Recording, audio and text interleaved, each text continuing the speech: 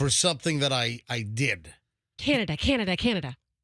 All right, That's so what I you want want to hear. I want to hear someone yelling at you. All right, you're going Canada. Well, you have some kind. What is jammed up on your lip over? We just have.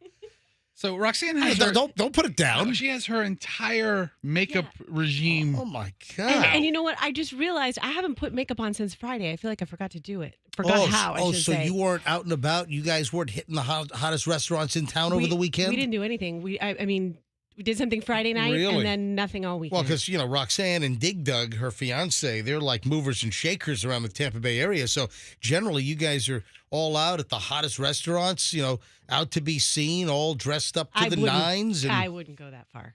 Ugh. I can't think of something more miserable. What then? Right? Oh, it's Saturday night. Let's put on some ill-fitting suit and go to some fancy schmancy rooftop bar. Be seen. No, we don't do that. We don't do that. Oh my God! Well, so you're not in the movers and shakers and the who's of Tampa Bay every single weekend. It's just most weekends. No, not every weekend. Doug, take a picture of me half smiling in this booth so I can put it on my Instagram. I can't see what Roxanne has before her, but you're telling me it looks like a L'Oreal makeup counter or something? Right, it looks like a mini laptop of face paint. What is that? It's a palette. Okay, because it's not a compact, right? Yeah, no, this is eyeshadow choices. Okay. Eyeshadow choices is every color under the sun. All right, so Roxanne, you generally apply your makeup in the first 15 minutes of the show every morning? I try to. Is that right? I don't make eye contact with anyone until I the funniest properly part put on my eye makeup. Of Roxanne's eye color palette is that it's all dusty and the mirror is so caked up with gunk she can't even see what the hell she's doing. Hold on. And the one on the far right on the upper row, tilt it towards the camera. Oh, I was why are you showing it to me? Put it. I want you to see. I've never seen men so interested in makeup. Why is the top row on the right like completely empty? What happened to that one? That one was one I used a lot. Yeah, it's her favorite tone. I mean, she's going to be stuck with tones that she doesn't.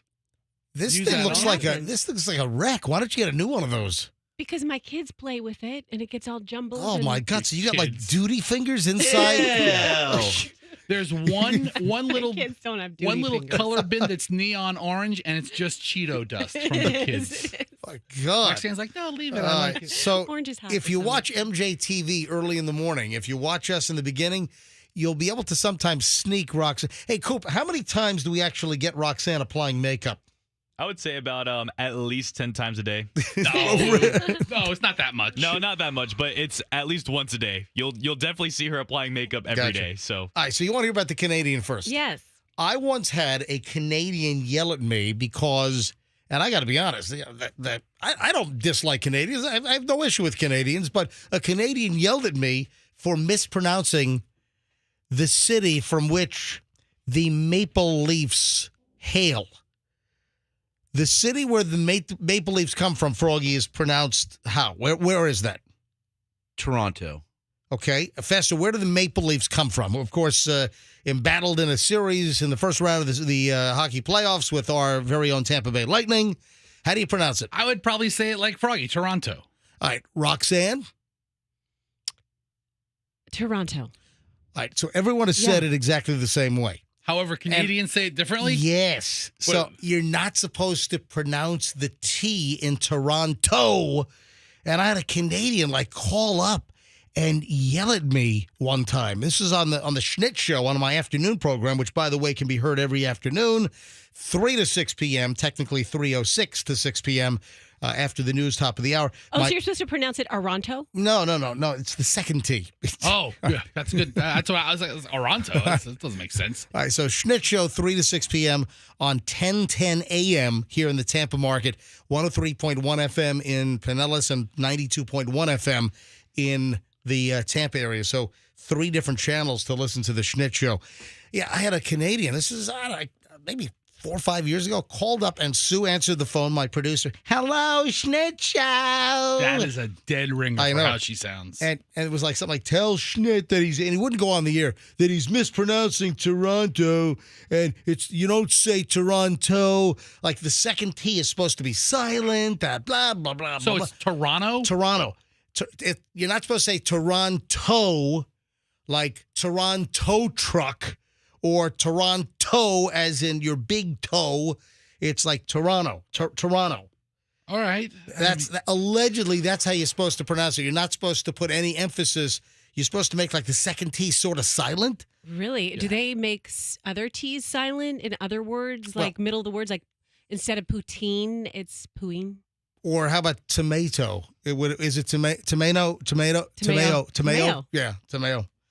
I told Sue to tell this Canadian to shut the hell up and to start tipping their servers at restaurants well. Yeah, stop wearing black socks with sandals when you come here, guys. I know. I like that look. I found this on YouTube, and I have not listened to this yet, but the YouTube video is entitled How to Pronounce Toronto Like a Canadian Correctly. Right. I have no idea what this is going to say. Hang on, let's listen. Right. We are looking at how to pronounce the name of this Canadian city this the way guy's the gonna tell us? Canadians themselves would say it. Of course, we are all tempted to say and pronounce it Toronto, Toronto. But the Canadians themselves and the inhabitants of the city do not pronounce it like this. They simply ignore the T there, which makes it pretty straightforward. Once you know this, you can just say Toronto, Toronto. Pretty straightforward. Do not say Toronto, but rather Toronto. Toronto? Sounds like he's dropping the first O, too. Toronto. Toronto. What accent did this guy? Is he like a French Canadian dude? Is he from Montreal? He must be from, that's Montreal to you. Oh, Yeah. God. Montreal. Imagine listening to that every day. My Good God. morning. What's for breakfast? Toronto. Let's go to the market. Toronto. Toronto. Pretty straightforward. Toronto. Toronto. Sounds Not even a tour. Yeah. Toronto. Toronto. I'm even more confused now. Ugh. So, that's on YouTube. How to pronounce. So, I had a Canadian call up. He's yelling at me. I'm like, what the? I mean, he's right if this is how they pronounce it. You're way off, Toronto. What are you thinking? And now, ladies and gentlemen, I dropped the ball on this on Friday. I mentioned it in like the first opening minutes of the show, and then I never went back to the story. Coop, are we ready to hear the story about Blinded by the Light? Yeah? Blinded by the Light. All right, so here's it. Do you remember how I put this on? I think it was Friday's show. Do you remember how I put this, anyone? Anyone? I was blinded by something this morning in my neighborhood. Driving in on, it was either Thursday morning or Friday morning. I'm driving in, it's 5 o'clock hour. I'm in my neighborhood, and all of a sudden, by God, it was like a train was coming at me. It's like I was blazing lights, glaring, just shining. And when you get light that's so bright, and then you start seeing like the blue and purple spots for a little bit? Yeah. Little monsters in your eyes. Here's the deal. One of the neighbors, well, not really a neighbor, but in my neighborhood, I see this vehicle. It's in the driveway or it's parked in the street, and it's this off-road looking Range Rover or Land Rover. And on the top, it looks like it's some kind of like African safari vehicle or something, or some kind of road rally vehicle. And they have stickers all over this thing. And then there's this huge light bar. There's a light bar on the roof, and it's got these lights, like 4 like big, huge, round lights to illuminate like the dark desert or something. Ugh. And they have those on, but nothing else. The regular headlights are off. The running lights are off. Just these 4 blaring lights, which cars are designed so the headlights, the low beams at least, they don't glare at you, and that's why people will flick their lights at you if your brights are on, because they're bright, shining in other people's eyes. These are ones that look like football field lights. Oh, my, yes, and they were right in my eyes. So I'm driving, and then suddenly I'm blinded by the light on this off-road vehicle. Coop, this is where you play it again. Thank you. There you go. Yeah. So I'm blinded by this light. And I'm like, oh, my God. So I was like, for like a half a mile, another mile, I'm like seeing purple spots and dots. I'm like, dude, turn those things off. Put your regular headlights on. And I don't think that's legal. On the regular road, you got to have your regular headlights and your marking lights on, your running lights. Yeah. This guy's just driving with these 4 unbelievably bright, like, off-road lights up on the roof of his vehicle, just blinding me as I'm driving. What is it? Blinded by the light. So what was his deal? Well, I don't know what the deal. I Maybe didn't his stop headlights him. were broken. I don't know. So Friday night, I'm walking the dogs, and the vehicle was parked in the street, so I took a picture of it.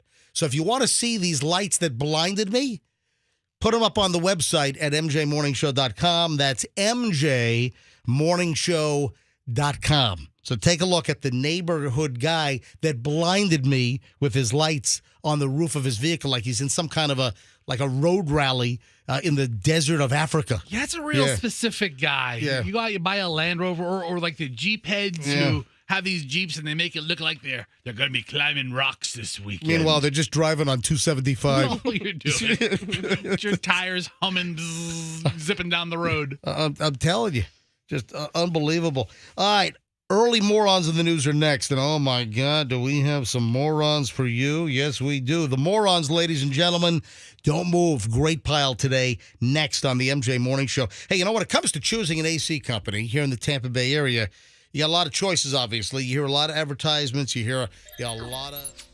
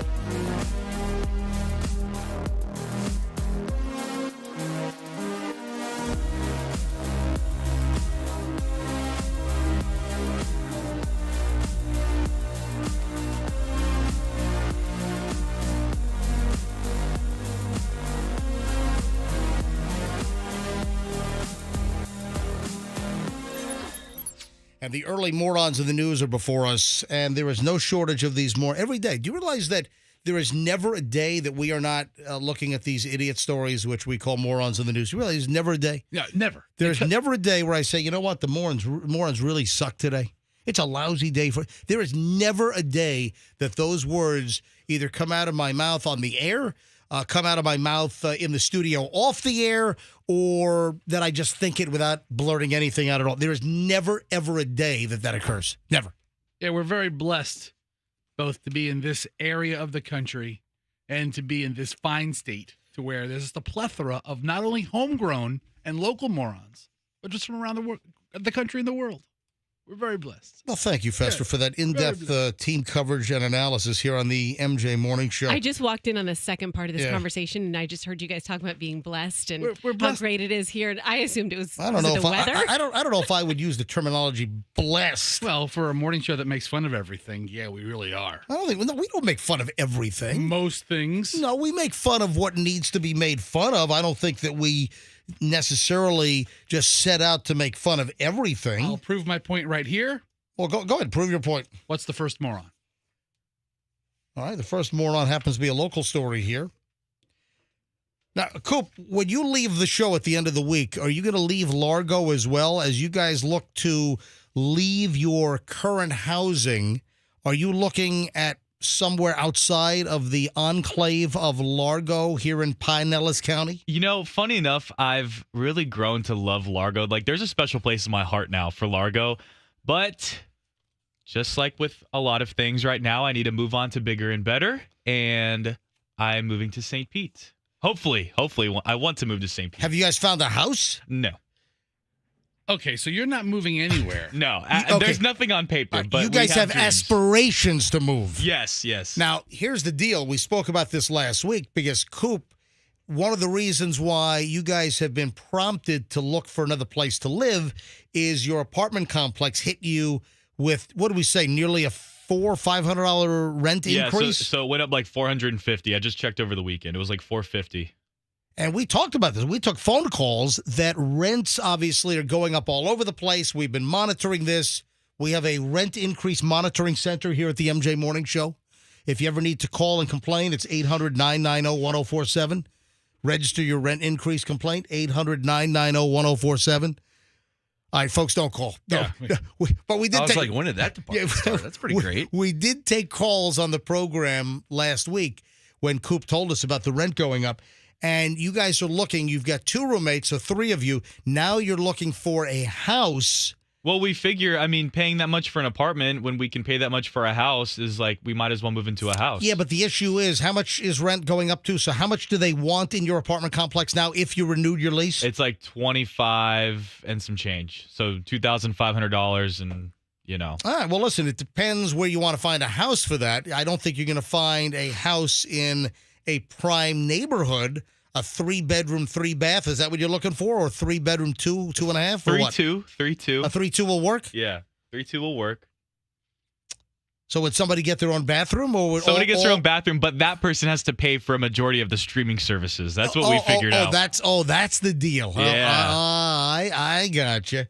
All right, so you guys are looking to move into a house because rents are going through the roof. So we don't know if Coops can actually stay in Largo, but looking potentially at St. Pete. The reason why I bring up Largo is first story today's a Largo guy. You know when you hear a Florida man, Right. now it's becoming a Largo man. You ever notice that The lately? Largo man is the pinnacle of Tampa Bay area morons. Largo seems to becoming the epicenter of the local Tampa area morons in the news. Yeah, much to the chagrin of all of Polk County. You think that Polk they're- County feels slighted now? Is that it? They're pissed. Okay. They're pissed. Largo guy siphons diesel fuel when asked why. Oh, well, because diesel's too expensive. So I'm going to siphon it.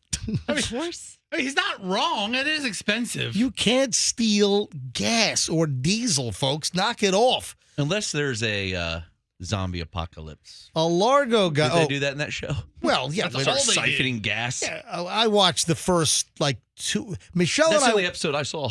Really? The first one when they're siphoning gas, I'm like, this is stupid. Michelle and I watched, I think, the first 2, maybe 3 seasons of Walking Dead. Ugh.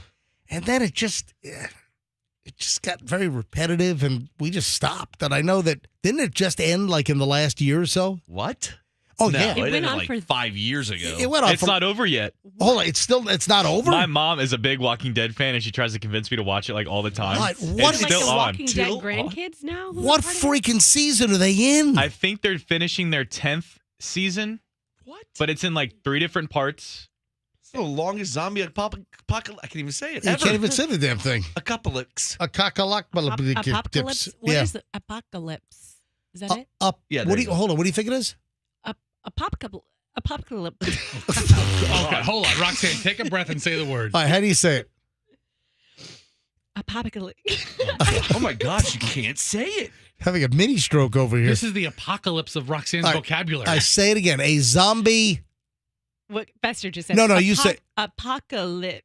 There you Is go. that I how you say it? say it again. Apocalypse. Apocalypse. Yes, Okay. it's the apocalypse. It's almost like a pack of lips, but it's apocalypse. There you okay, go. Oh, I got that's it. how you can remember from now on. A pack of lips. a pack of lips. Yeah, but you're right. In some of the episodes they were always like siphoning gas because the owners of the vehicles were deceased in the zombie apocalypse, and their tanks were filled with gas. So here's the deal: Largo guy charged after cops said that he siphoned fuel from a work truck because the price of diesel was just too damn high. Actually, he said, "quote too expensive." That's in the police report. Hey, do you know Drew Odell? Is Drew Odell 35 years old of Largo? Is he one of your neighbors in the apartment complex there? Yeah, the Odell family, I think, lives in the trailer park across the street. Oh, really? Yeah. The Odell's rent went up also like Coop's. That's why he's siphoning the diesel. Anyway, Drew Odell of Largo was caught siphoning diesel from a truck located on the property of A&A Recycling.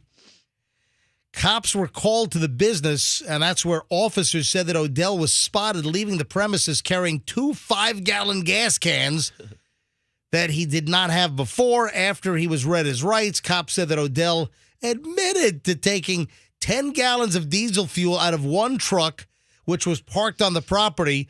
Odell told authorities that he was using a siphoning device, which cops then found next to the truck, to pilfer the diesel fuel. And during the interview process, Mr. Odell did not opt to remain silent because, of course, as you know, Froggy, give me the Miranda rights. Oh, you have the right to remain silent. Anything you say can and will be held against you in the court of law. Right? Put your hands up. Well, Freeze. there's another very important part of that. Do you understand these rights, sir? Well, sometimes they say that, but there's still another very important part. Put your hands up. No, putting your hands up is not in the Miranda rights. You have the right to pursue relationships in prison. No, stop. All suspects in prison. No, that's the end of Cops. That's a Yeah. disclaimer. Cops is filmed on location with law enforcement. Was it? Cops is filmed on location with the members, with the men and women. Oh, yeah. It's filmed on location with men and women law enforcement. All suspects are innocent until proven guilty in the Court of law. Yeah. You didn't let me finish. The officer doesn't exactly. What were you going to say, Fezzer? The officer doesn't tell the Right. person that he or she is arresting, you're really innocent until I prove you guilty in a court of law. Come with me. Hang on. It's coming up here. Let's listen to what it actually is. Let's listen. What you gonna do? What you gonna do when they come for you? Cops is filmed on location with the men and women of law enforcement. All suspects are innocent until proven guilty in a court of law. There it is. Oh, That wow. was Guy the- sounds just like you. That was the actual guy. Yeah, saying it. Yeah. Now, the Miranda rights include that you have a right to an attorney, and if you can't afford an attorney, one will be appointed for you. I mean, if this guy couldn't Yeah. afford gas, No, so I don't know if I don't know. he might need a public defender. Yeah. Yeah, he might not be able to, call up a lawyer for the criminal prosecution for ripping off the diesel fuel. So this guy decided, I guess, to yammer to the cops. And he told officers that a gallon of diesel was about $5.50 a gallon, and it was, quote, too expensive.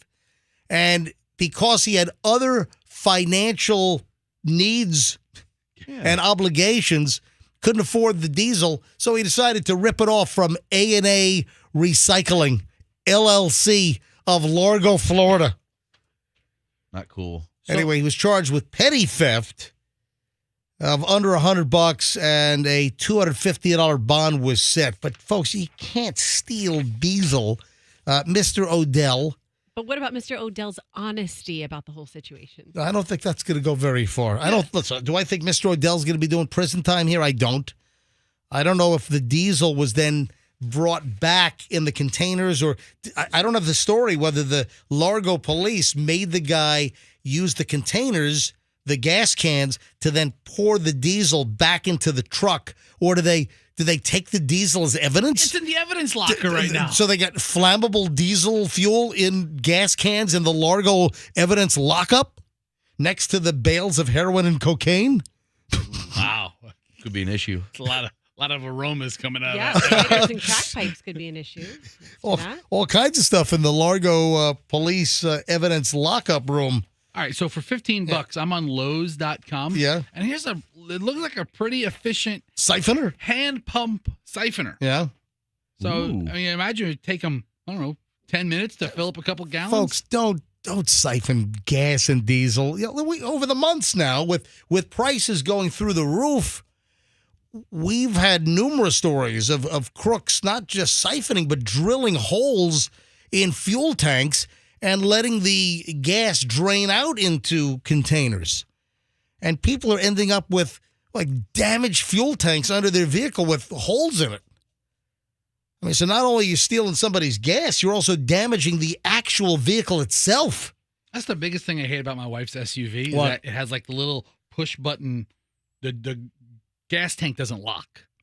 Like my Lincoln, I have to press a button. Oh, okay. Quick. Well, you said that your wife's has a push button. No, it doesn't. You mean that it has a rocker switch, so you just tap it. When you lock the car, it doesn't lock the gas tank. Anybody can just go ahead and just push the little thing. Then it opens up. Yep. And there's not even a cap anymore. Yeah, some don't even have a cap. It's when you close the lid, it seals it up Yeah. versus having a cap to unscrew. We're at the Yeah. dealership getting to walk around in the car, and I'm like, "Hey, buddy, you forgot something. This has no gas cap." And he's like, "Sir, they haven't had gas caps in 10 years." No, my vehicle has a gas cap. Yeah, oh, mine maybe too. the model that you Yeah, have doesn't have a gas The cap. Ford Explorer cheaped out on the gas caps and the.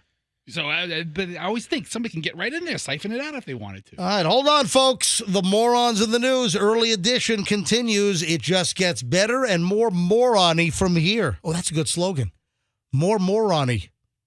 It's not that good. Yeah, more. I don't think moroni is a word. more morony next here on the MJ Morning Show. So stand by. Hey, if you've got a moron in your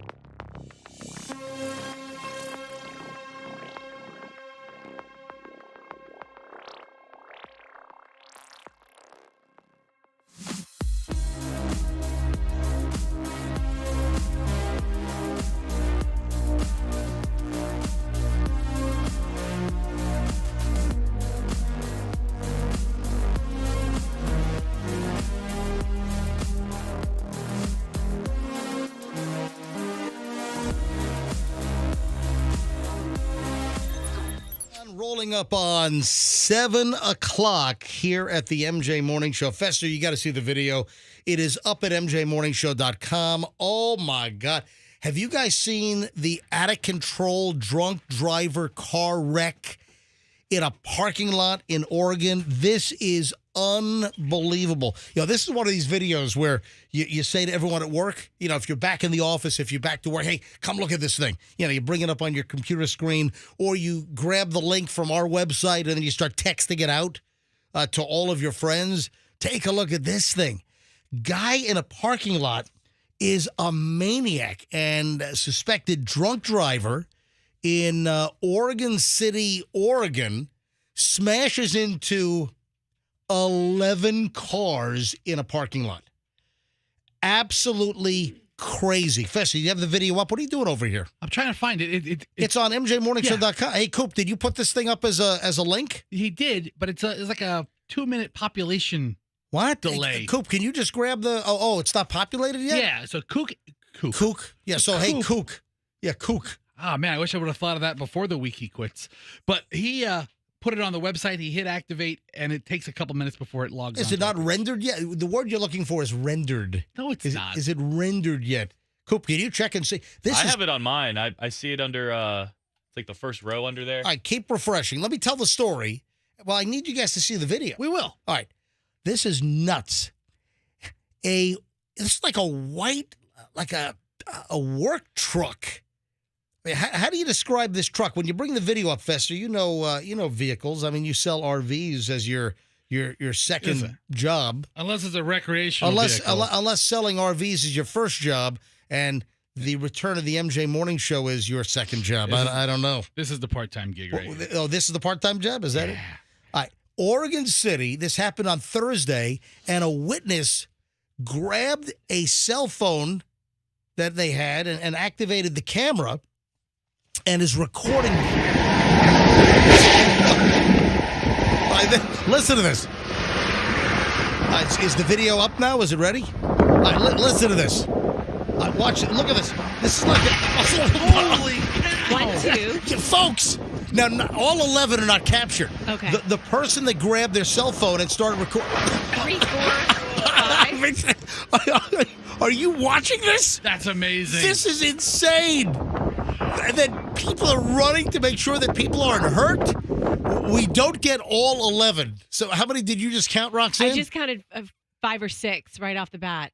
So 1, 2 there. Then Yeah, he probably throws 2 it. there. Then he throws it. How do you describe this truck? This is like So it's a flatbed work truck. a flatbed work truck. It's like probably on a.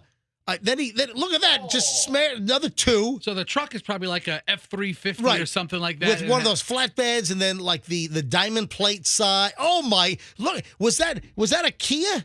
That was a Kia SUV. You almost flipped that thing. Yeah. What was the Kia we gave away? We gave out A Soul. the Kia Soul. I think that's a Soul. Do you see the Soul thrown over the curb?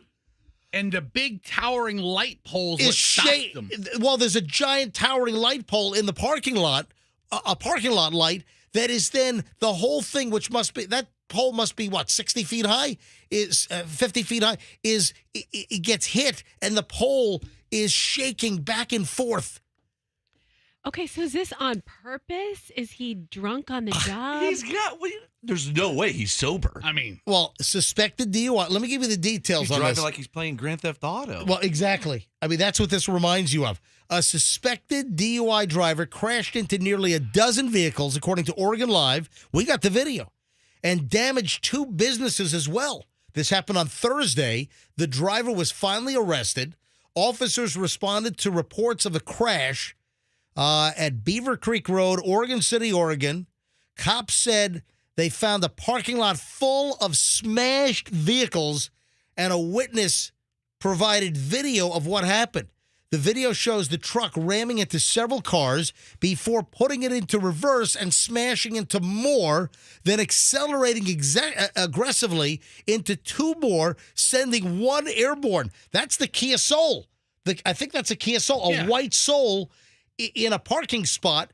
And the Kia Soul is thrown airborne as it's smashed by this work truck. listen to that crashing again. Oh, yeah. Let me I've got the audio as well over here. This is absolutely nuts. All right, here's the audio.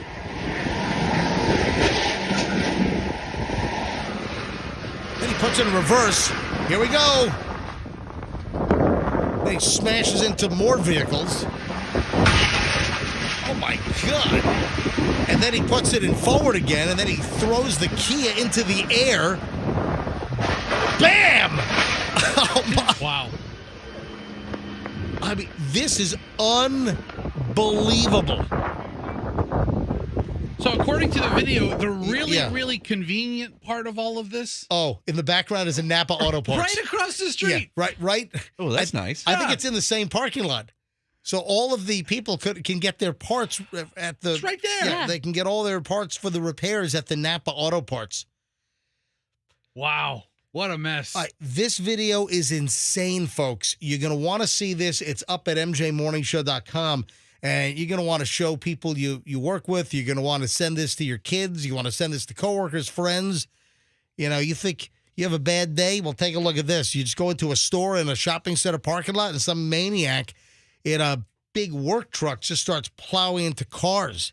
It's almost like I would have thought he was passed out, like at the like end of it, but again, he's going in reverse. Oh, yeah. No, at first, if you just saw this without context, Yeah. it's almost like you think this guy had a medical episode. Yeah, like he That's what you're thinking of. like that guy in our old parking lot bashed through the almost went through our parking lot back in the iHeart days. That's a crazy. Oh, we ought to tell that story. But this guy was going in reverse and all kinds of stuff, so he was obviously with it. Oh, yeah. Hold on. I'm going to mark that down so I don't forget. All right, Yeah, here. if you're a diabetic and you're having a hypoglycemic episode, it can look like a DUI. Isn't that what the guy had a diabetic shock? Hang right? on. We'll tell the story in a minute. Okay. Just wrapping up with this guy, cops say the guy identified as a 68-year-old Oregon City guy, John Cody, was injured. He was taken to the hospital. As of Friday, they didn't know his condition, but this guy had pleaded guilty to charges of driving under the influence and reckless driving back in 2016. So it looks like he's got a history of drunk driving and a history of reckless driving as well. Cops said that he was arrested on allegations of drunk driving, influence of intoxicants, reckless driving, reckless endangering. But this video is insane. Let me see it one more time. Rox, did you get a full count? 11 cars were damaged. We only have 1, 2, because he pushes one into another. So that's 2. Then he throws the work truck into reverse now. So that was I think it's going to be a total of 7. 1, in 2. this Here one. we go. 3, 4. Is Then there when 5? when he pulls away, 3, 4, and then smashes that one. That's 5. Then 6, 7. 7. All right, that's 7. Look, he smashes the trunk open. He throws the Kia Soul over the curb, throws it like a toy, and then the other car next to it, the whole rear end is smashed on that. And The trunk, did you see the trunk flew up? Yeah, and there might be a car in front of the Kia that we didn't see Maybe. that made him stop. You got to figure the first couple are missed because something had to spark this person pulling out their phone to record this. But also, not on video, police say that he pushed some of the cars into businesses. So there were another 4 vehicles or so that were damaged that we don't have on video. Before the eyewitness in the parking lot rolled their camera phone to capture this video, some cars were thrown into businesses, apparently. And we don't have that part on video. God, this is nuts. All right, video's up at mjmorningshow.com. That's mjmorningshow.com. All right, before we get back to the early morons and finish it up for the day, Froggy just brought up the incident in our old radio station parking lot. This was crazy. And guess what? Our procrastination, actually, I think Fester's procrastination saved the day. How did I not get like a hero award for this? You should have gotten Employee of the Month. Seriously. Hey, did you ever get Employee of the Month when you worked there? No. Yeah, right. No, I've got worst employee of the month like multiple times. You got Arsonist of the Month. Alleged arsonist of the month. That's what No, I was historically probably the worst. You know what? employee After there. the whole turkey fryer situation, I should have altered one of the Employee of the Month signs right near the front door to Arsonist of the Month. I have my own parking spot up at the front. Exactly. It's faster. No, I never won employee of the month anywhere. All right, here's what happened. Now, Froggy, thanks for bringing this up. There was a guy with because I said that it was almost like a medical episode. This guy in the parking lot in Oregon smashing all these vehicles. And again, the video's insane. Go to mjmorningshow.com when you get a chance and take a look at this. And I said, hey, you're looking for the word medical episode. It's almost like the guy had seizures and he had just some kind of a medical issue where he's jamming on the gas, throwing it into reverse, smashing everything. There was a guy that was coming off the crosstown. Now, our old radio station, when we were doing the show for 18 years at FLZ, the studios, well, for now, because they're going to be knocking that building down because they sold it. And they're going to be apartment complexes over there at some time in the future. Oh, look, Coop, you won't be able to afford those either. Yeah. It's my last week with them. I'm giving him everything. You're going to let him have it for the rest of the week? What's he going to do? In our old parking lot over at J-Core, then Clear Channel, now iHeart, our old company that we used to work at, across from the parking lot, you've got U-Haul.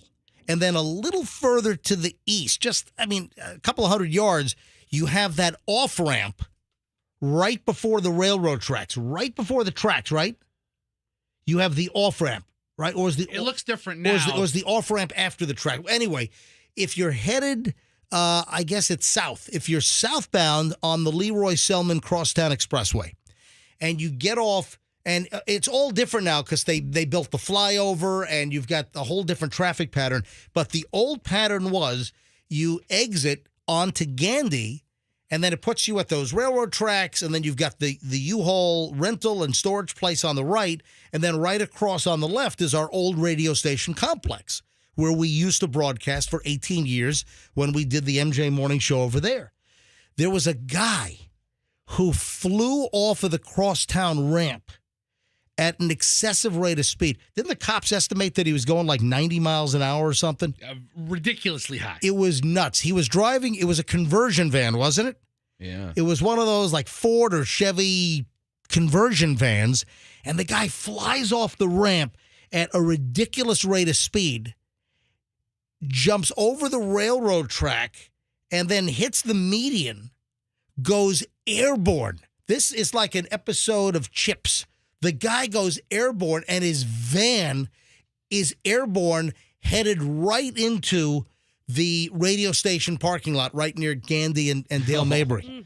The guy, you know what? It must have been right before the railroad tracks because remember the guy took out that big silver electric box. Yeah.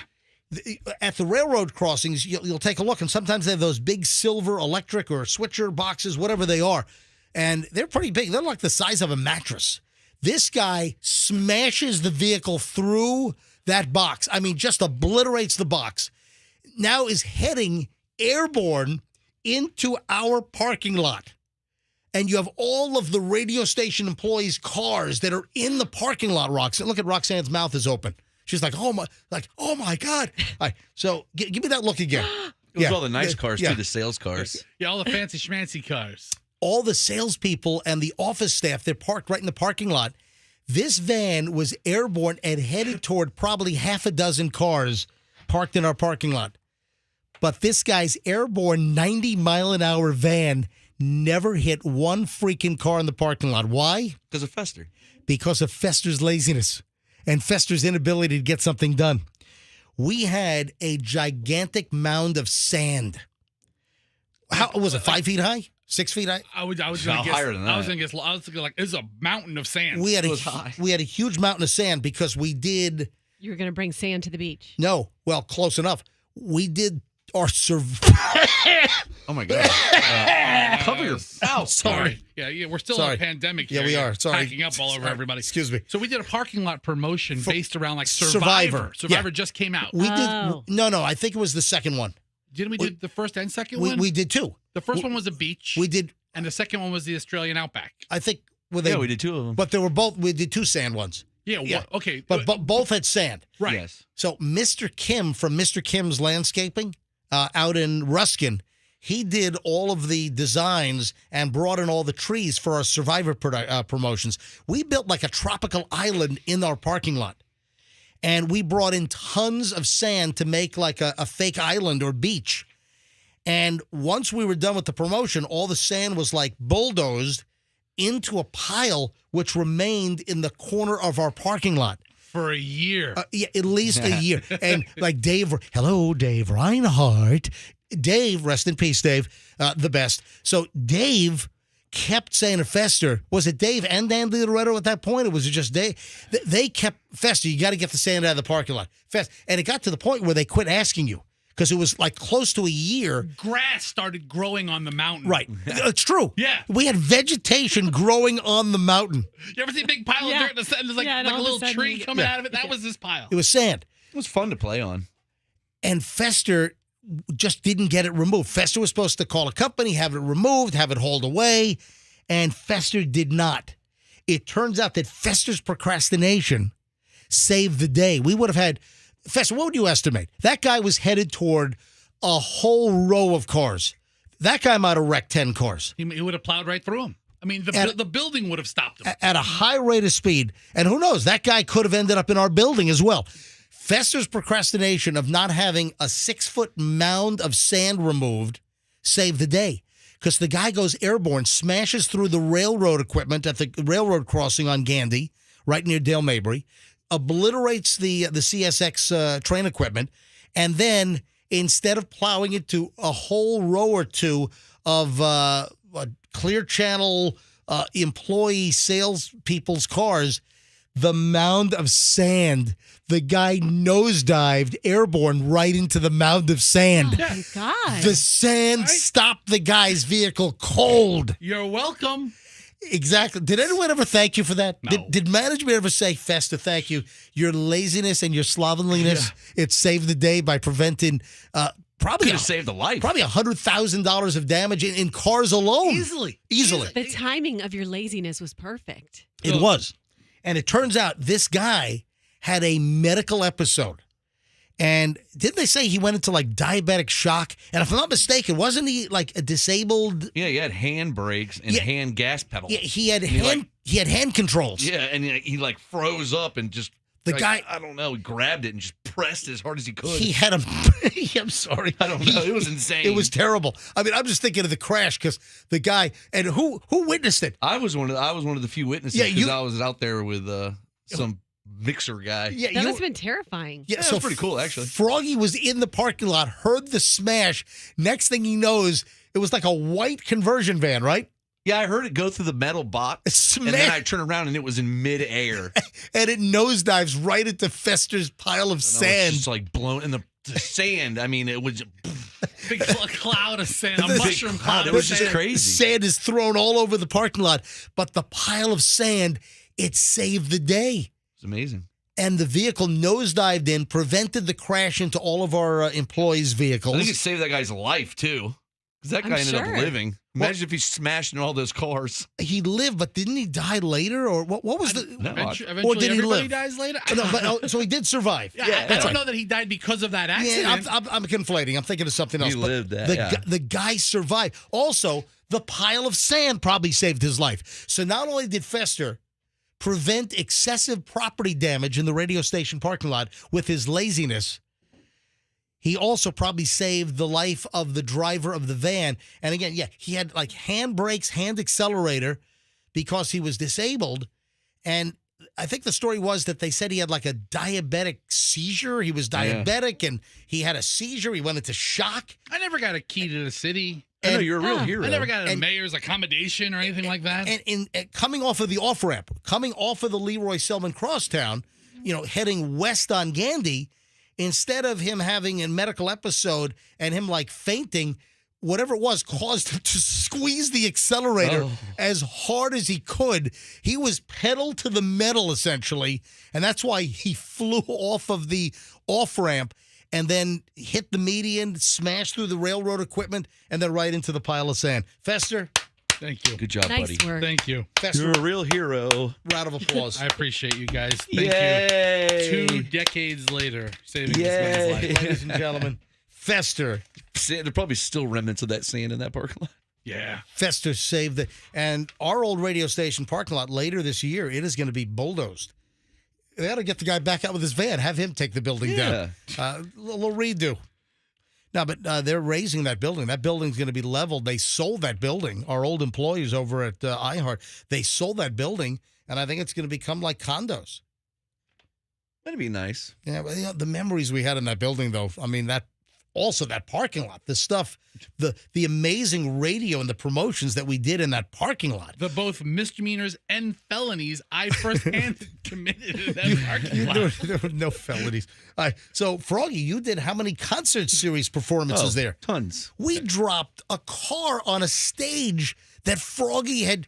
We had a car dangling 60 feet in the air that was then dropped onto the stage seconds after Froggy and his band jumped off the stage as the grand finale. Burn it down. I was very nervous about that Burn one. the whole building down. The stuff that we did, folks, amazing. We can't do it anymore. We used to pack that parking lot full of people. Yeah, a little silly string in the studio, and everyone has a meltdown. No. that's a good way. How about you not bring that up? That's a good way to point that out. Thanks for nothing, Ron. Exactly. We were dropping cars on stages. We were dropping pianos on crap. The stuff that we did, Fester's series of turkey fryer demonstrations on how not to cause a problem while frying a turkey every Thanksgiving. Yeah, I jumped through a ring of fire, people. I mean, we're a little silly string. I built the Ring of Fire. Yeah. Oh, yeah. Hold on. Listen. Froggy's gonna ride through that burning ring of fire in a wobbly shopping cart that might just make his luck expire. Ride through that ring of fire. Look at that. That's the Froggy Ring of Fire. Good lyrics. So, Yeah. the Ring of Fire, we pushed you through a Ring of Fire in a shopping cart. That's right. Oh, I remember. It was my job to get a shopping cart. So how do you get a shopping cart? You steal it. You go behind the store and you steal it, right? So I steal the shopping cart. I take jeez. it, right? I get it to the radio station. Yeah. I take it out of the back of my truck, and it's one of those shopping carts Oh, that locks that up. had the locking Yeah. wheel. Oh. So then I had to run to another supermarket. Did you return that one at and least? steal another cart? You're awful. You're an awful human being. I am. All right, 7:21. It's the MJ Morning Show here on Q105. When we get back, I want to talk about regrets. I have a story of regret. Also, some great news. There is a heartwarming story. We talked about this last week. We thought it was going to have a sad ending. It has a happy ending. It is going to be an emotional mixed bag next, and we're also going to launch the long chunk of the MJ Morning Show in minutes. Don't move. We're back in a moment for an hour and 20 minutes. Uninterrupted MJ Morning Show entertainment is next, so stand by. Andrew Duncan and the Duncan Duo, they want to sell your home. Listen, ladies and gentlemen.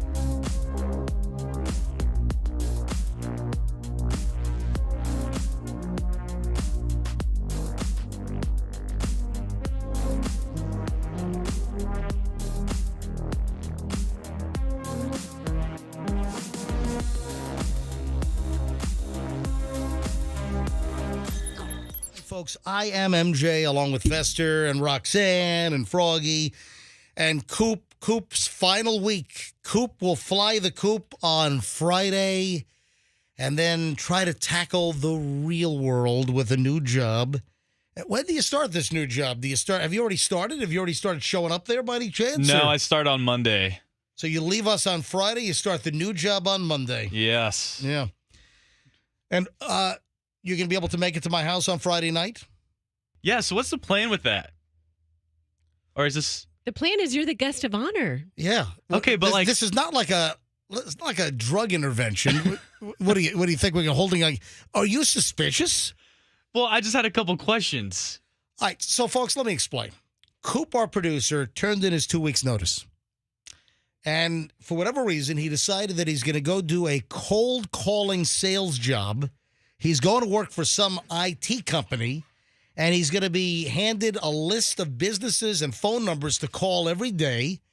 And he's trying to book appointments for then some other sales guy to go try to sell them computer stuff. Oh, my God. Coop, I know you won't work here anymore, but can you record your phone calls? I would love to hear you. I want to hear all the clicks and hang-ups. You've been working on your pitch? Have they given you the script, the pitch script? Listen, I just go with the flow. Have you done anything to make your voice sound better? What do you mean? No, there's nothing wrong with his voice. My voice sounds great. Coop, I wouldn't go in, start cold calling without a script or nothing. Yeah. Nah, I'm better on the fly, man. Oof. Just end all your calls with Tampa Bay's Q105. Could you work that in? 80s and more. Yeah, I'll do. When you call up, can you say, "Hey, this is Coop, formerly of the MJ Morning Show"?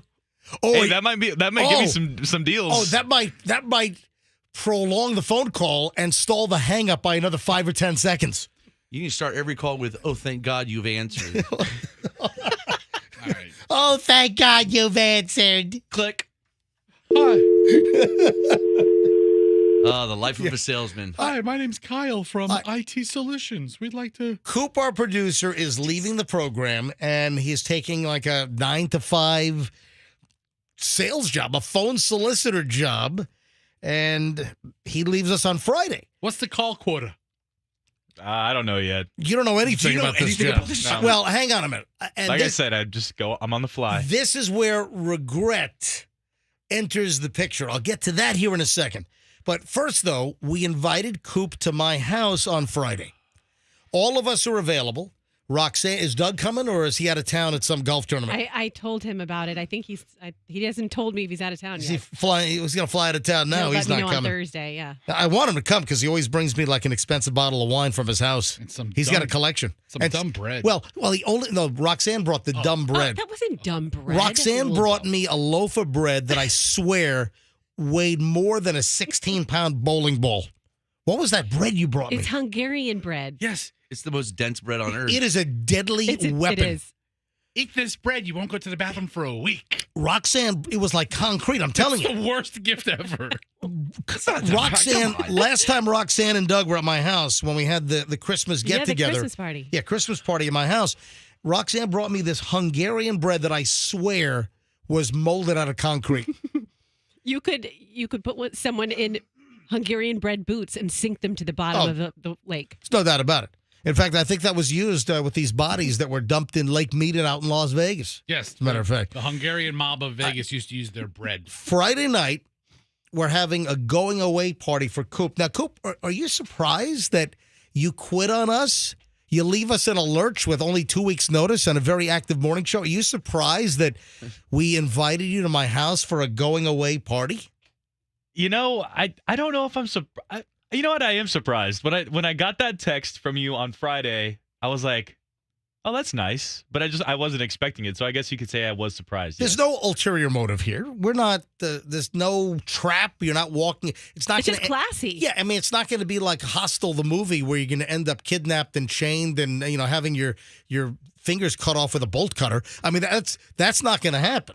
I mean, it's just a nice going away party. Did you mention it to your roommates that, hey, my old team, they're inviting me to MJ's house for a going away party? Yeah, they're like, don't go. You're not going to make it out alive. No, really. Yeah. What did they say? What did your roommates say? They're like, oh, that's nice, but it ends at 9. And I was like, yeah. And he's like, okay, well, meet us out afterward. Yeah, that's it. Yeah, it's just a 7 to 9 deal. I mean, we don't need to go into midnight and 1 a.m. at my house. It's like a kid's birthday party. You want to have that out time on the invitation so everybody knows. It's time listen, to go. Yeah, we're going to have like a little dinner. Right? What are they planning, Froggy? Because your I don't wife know. I'm and against all of this. yeah, Kim, Froggy's wife, and Coop are my wife. So Kim and my wife are planning Coop's going away party, and I think it's like heavy hors d'oeuvres. If it was Like- up to me, we wouldn't do jack. Yeah, Well, I mean, We're all the wives are on a text. I'm going to And be we're- supportive, but Yeah, Michelle. I don't know. I know Michelle. I think I don't know either. everybody's responsible for something. So Roxanne, Yeah. what are you responsible for? I have not committed to anything yet. I have not made that decision in my head. I had all right. I lot heard on you my were mind. doing desserts. Okay, I'll do dessert. I heard you were Yes. you were bringing desserts. Yes. Plus, I have my homemade ice cream. I made Well, fresh how am I going vanilla. to compete with that? Well, I've got boy. the fresh vanilla. I made chocolate yesterday, which my chocolate is the best in the world. So is my vanilla. And then I've got banana. I made fresh banana. The mix is in the fridge. I'm going to freeze the banana ice cream. So we're going to have 3 ice cream flavors.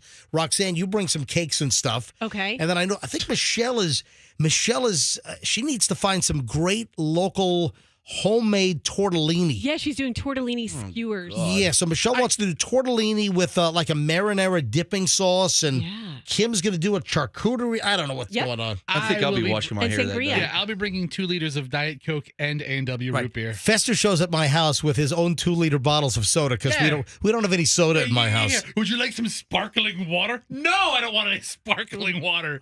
Where's your A&W? Yeah, we don't have any A&W root beer. You will Friday. Going away party for Coop Friday night at my house, and of course we've got a job opening. I'll get into that in a minute. But the reason why I'm bringing this up is, well, we're throwing a going away party. There's nothing to be suspicious of. It is there's no hidden agenda. Like I said, there's no ulterior motive. It's just hey, thank you for your hard work, and we wish you the best with Since your. when do we do that? We wish you the best with your stupid decision to leave. But I've left the show plenty of times. I don't remember a party being thrown for me. But hey, Coop, the reason why I'm bringing this up is I stumbled across an item, like one of those self-help columns, and it was a story about I quit my job and now I regret it. Can I go back? No, that won't happen. Well, hang on. Listen to this. Here's the question that was submitted to the self-help employment guru, Greg Giangrande. Greg writes, or the person that wrote to Greg writes, 3 months ago, I quit my job for greener pastures. But now I'm having buyer's remorse, and I regret leaving the company. My old job hasn't been filled yet by my previous employer, and I left on good terms. Do you think it's bad form to reach out to my prior boss and ask him about returning to the company? The response is not as important. I just like the question here. But the response is like, hey, you're not alone. Recent surveys show that the great resignation is turning into the great regret. Many people who left their jobs last year for more money saying that they're unhappy with their decision. Most also say that they would leave their current job even if they had been there for only a few months for a better opportunity. Companies are throwing money around to attract talent, blah, blah, blah. So this is a guy, Coop, that quit his job having regrets and wants to know, you think it's bad for him to reach out? I'm going to tell you right now that if the job's still open, if you want to come back, you can certainly, ask and say, hey, guys. How long is the job going to be open? Listen, we've got a day? We've got a week? We've got a temporary fill-in. And listen, the temporary fill-in, a guy named Casey, and Casey seems like he's, very skilled. It seems like he's going to, pick up the gig very easily. But again, we got to take Casey out for a test drive. And I don't know. Hey, put Casey on them. Is Casey in there? Is Casey's here this morning, right? Yeah. All right. Hey, this is Casey. Casey is going to take over for Coop a week from today because Coop's last day is Friday.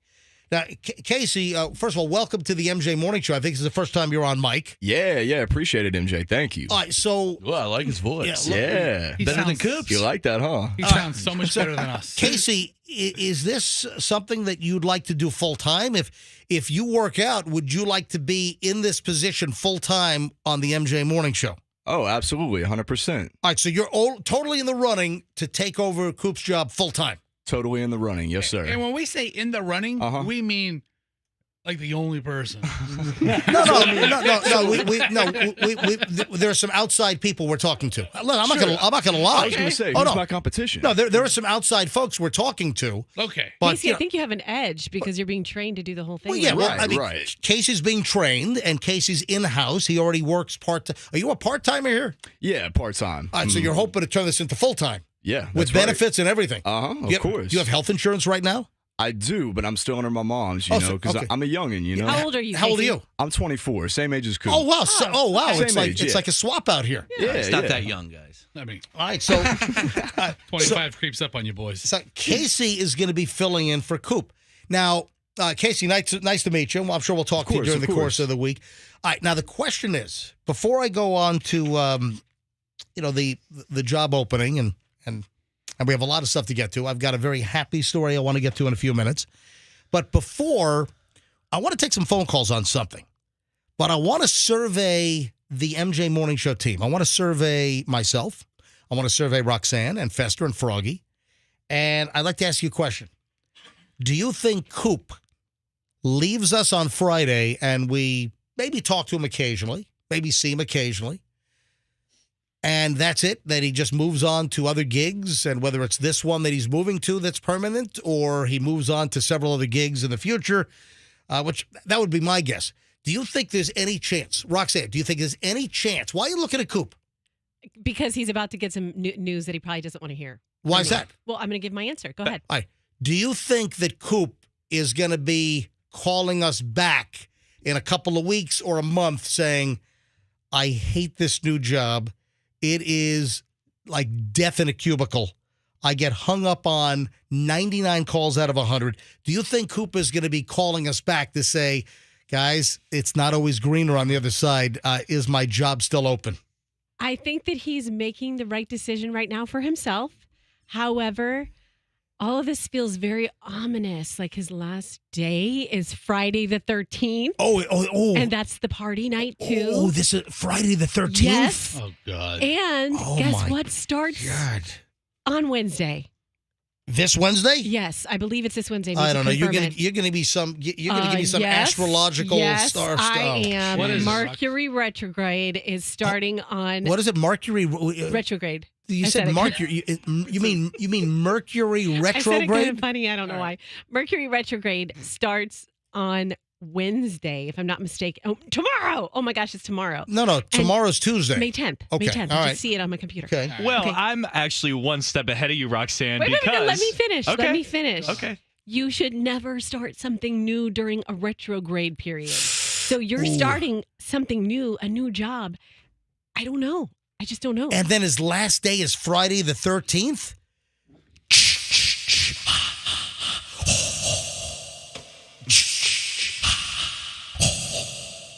That's Jason, by the way. Yeah, Jason from Friday from Friday the 13th. Coop, did you want to say something?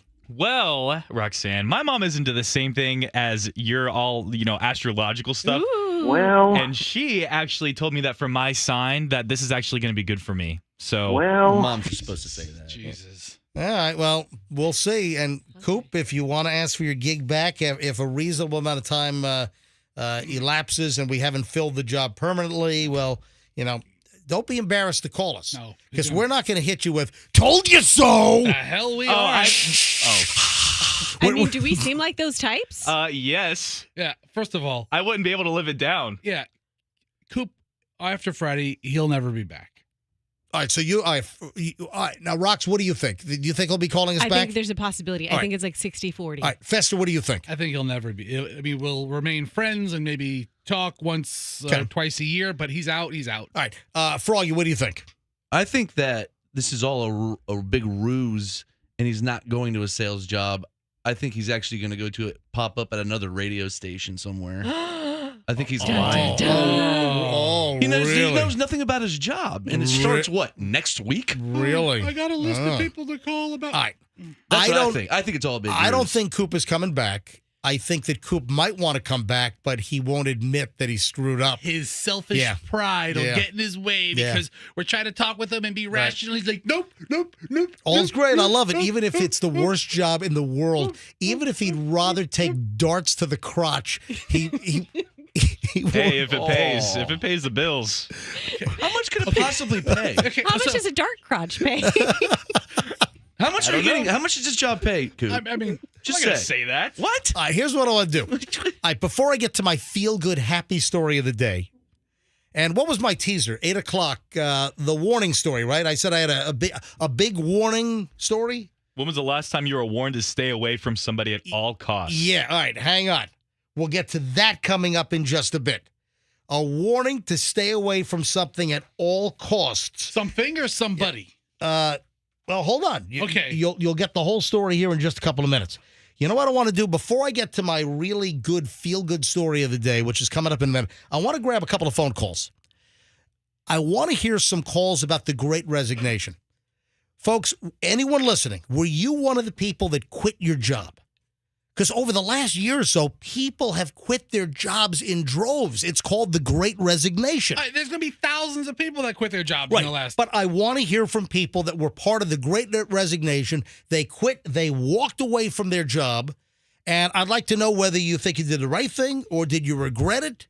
Or also, my question is, the people that resigned and quit their jobs, how you making money? How you paying your bills these days? They take another job. You know, it's not like they quit their job and they're just sitting at home. No, I realize it, but I think there are a lot of people who wanted to sit at home and were just like, you know what, this is too stressful. all right, let's go to phones. 800-990-1047. First of all, were you part of the Great Resignation? Did you quit your job? And I'd like to know how you're making money these days then. All right, 800-990-1047.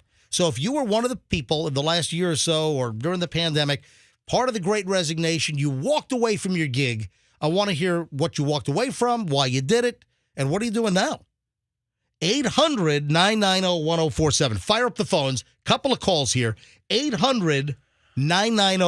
800-990-1047. Oh, and by the way, with Coop walking away and us having a producer morning show opening job here at the MJ Morning Show, I thought this was really fitting. Have you seen that Indeed.com commercial? Have you seen here? Listen to this. Your record label is taking off, but so is your sound engineer. You need to hire. I need Indeed. Indeed, you do. Do we have this job posted on Indeed? I know, that's what I'm saying. Oh my gosh, a great idea. Should we post the MJ Morning Show opening on Indeed.com? I need Indeed.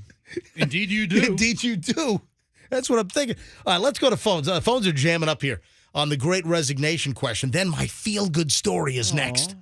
I gotta feel. It's a follow-up and a feel-good, and then we'll get into the big warning: avoid at all costs. All right, let me go to Stacy. Stacy is up first on this. Stacy, you're on the MJ Morning Show on Q105. Hi. Hi. All right, Stacy. So what's the deal? Did you quit your job? Hold on. Yeah. All right. Did you quit your job? I did. All right. When did you quit? When did you quit your job? I quit my job on the 29th of April. Oh, so you just quit a little while ago. Yes. All right. Do you consider yourself part of the so-called Great Resignation? All the people that quit? For Armenia Avenue toward Howard Avenue. Of course I do. 100%. Well, hold on. What's Siri, talk? that's her navigation system. Oh, was that your navigation? Sorry about that. Yeah, I turned it off. All right. Thanks. Still trying to learn the new job route. Wait a minute. All right. So you quit your job and you already have a new job. Yes. All right. What was your old job that you quit? My old job was administrative assistant for Anago Cleaning Systems for a commercial cleaning company. Okay. And you didn't like the job? They didn't want to compensate me financially for running 3 departments and running circles around So everyone. they were trying to, take an advantage. Well, no, not necessarily. They were trying to, get as much work out of somebody as possible. All right. So what is your new job that you have something barking at you in your car? I am with Weather Tight Windows. I work for Weather Tight Mike. Don't forget the cookies. Oh. Are there cookies there every day? Yeah. Why isn't he Why isn't he advertising on the MJ Morning Show? That's the big question for Mike. I'm trying to figure that out, and I'm trying to see if we can make that happen. Well, His wife is so sweet. Have you told Weather Tight Mike that you love the MJ Morning Show and why the hell you're not advertising on MJ Show? I have. And what does Weather Tight Cookie Mike say about that? he said we're probably going to talk about it because he's looking to do some more advertising. Tell him to put the cookies down. Listen, nobody connects better with an audience and window buyers than me, MJ. Or cookie eaters. Exactly. Well, Fester's the cookie eating pro. Hi. Obviously. Fester from the MJ Morning Show for eating cookies. All right, Stacy, thanks for the call. I appreciate it. Let me grab Andrea in Tampa. Andrea, you're on the MJ Morning Show. Hi. Hi, MJ. Good morning. Morning. You called us, and I assume you have something to say, or are we going to have a staring contest? I thought you'd start by asking. No. That's just don't worry. I was part of the Great Resignation, and actually, I used that term when I left back in October, and I was so over it that it was the first job in my life that I quit with no notice. I said, "I'm done. Bye." Really? Now, what was your job that you walked away with no notice? I was a workers' compensation insurance adjuster. Oh, so somebody that gets hurt on the job, you take all the information and you try to figure out what their workers' comp should be?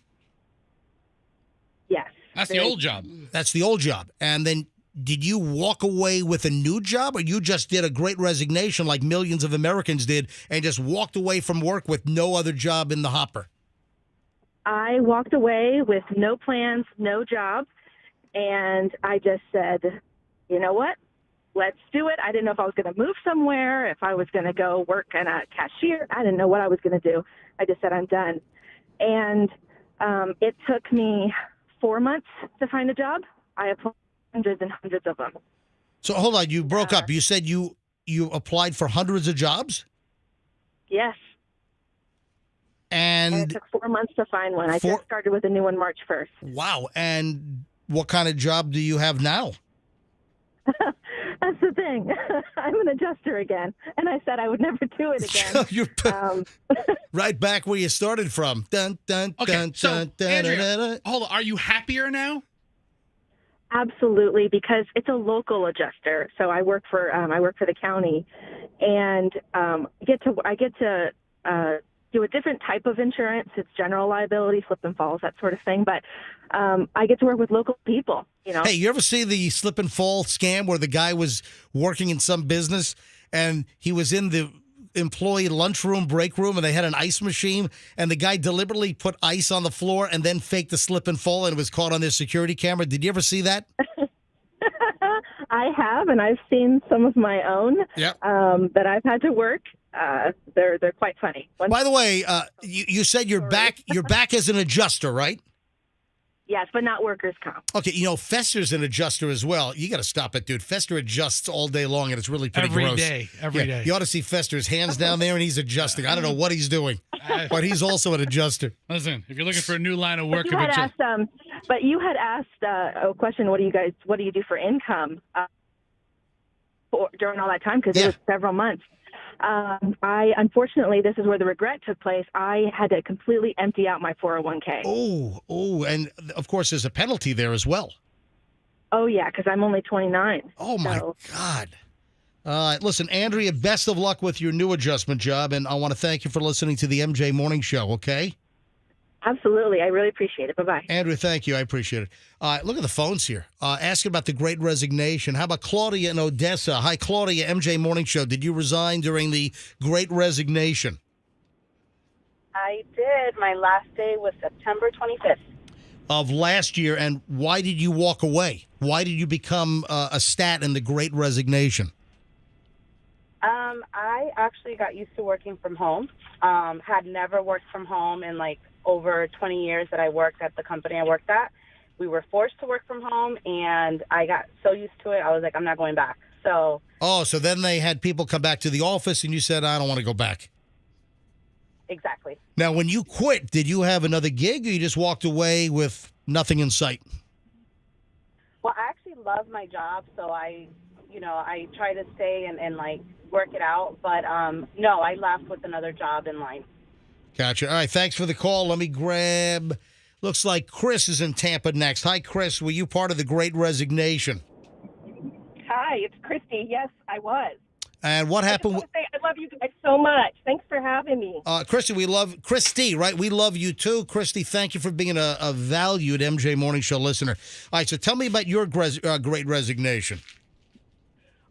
So I was a nurse, and after 2 years of pandemic, I'd had enough. So I resigned. That's the way it was. Were you an RN, an LPN? What kind of nurse? I was an RN. That's serious money. That's like six figures, right? No. Oh, don't I wish? No. Well, no. But listen, I know some RNs that are pulling six figures. Well, maybe they're like the travel nurses. I don't know. All right. So what'd you get into? That wasn't my... You left nursing. What did you go? Yeah, I am a consultant now. I'm a nurse consultant now.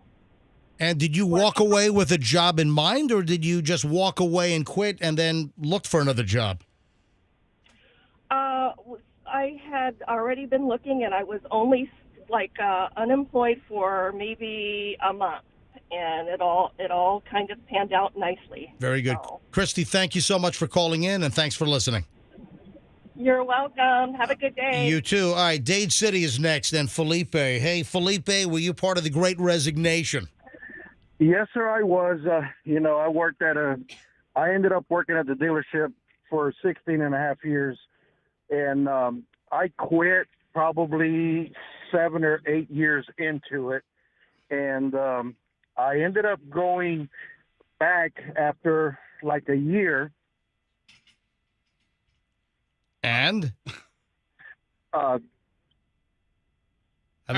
went back as just as a driver, working 8 to 5. So you were a sales guy at a car dealership, No, sir. I actually drove the tow truck, and Okay.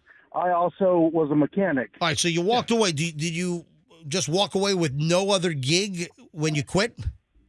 Well, I went to another mechanic shop that offered me more money. Gotcha. Yeah. So I don't know if that really qualifies as the Great Resignation. Felipe's chasing the mighty dollar. But I ended up going back because I regretted it. Oh, okay. Oh, you regretted leaving your original place. I got you.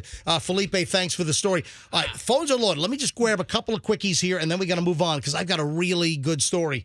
Oh, it's also coming up on our MJ Money Machine word of the day. Money Machine. We'll get to that in a second. Maxine is in Odessa. Maxine, MJ Morning Show. Were you part of the Great Resignation? I was. My husband and I, during the pandemic, my job was work from home. And so my elderly father asked us to move in with him. So my husband had to change careers. And I was work from home, so move the computer there, I'm good to go. And I just, an 86-year-old man has no concept of the fact that I do medical billing and you need to stay out of the office while I'm working. So I ended up leaving that job and going for a part-time job out of the house. And now I do automotive billing, and I absolutely love my job, love the people I work with, and I love the time away. So the Great Resignation worked for you, and you're out of the house, and I guess you're in a better position. I thank you very much. All right, 2 or 3 more here, then I got to move on. I got a really good feel-good story, folks. Really good. Why are you whispering? And then the big warning is coming up. Have you ever been warned about somebody? Stay away at all costs. Brandon's in Lakeland. Brandon, MJ Morning Show. Hi. Morning. All right, Great Resignation. Did you walk away? Yes. I had been looking for a while. My job was, thanks to the pandemic, I went remote. And then we took that, and I moved down here to Florida. And it just got worse and worse. They kept putting more pressure on us and everything. I just said I had enough. So you walked away without another plan, right? Right. All right, thanks. And did you find something else now? Yes, within a week. Yeah, because listen, there are a lot of people looking to hire. The unemployment rate is pretty damn low right now. All right, before I grab like the last call or two, MJ Money Machine, the word right now is fate. This hour's word for the MJ Morning Show is fate, F-A-T-E. Text that nationwide to 45911 before 8:15, quarter after, for a shot at $500 cash. Or if you enter it on the Q105 app, you could win an extra $10,000 on Q105. The word for the 8 a.m. MJ Money Machine is FATE, F-A-T-E, nationwide text line. Text FATE to 45911. You know what Michelle said to me last night? What? Michelle said to me, for the MJ 8 o'clock Money Machine word, you ought to make it the Wordle word every day. No. That's what Michelle said. awful. So you need to do Wordle right away, first thing in the morning.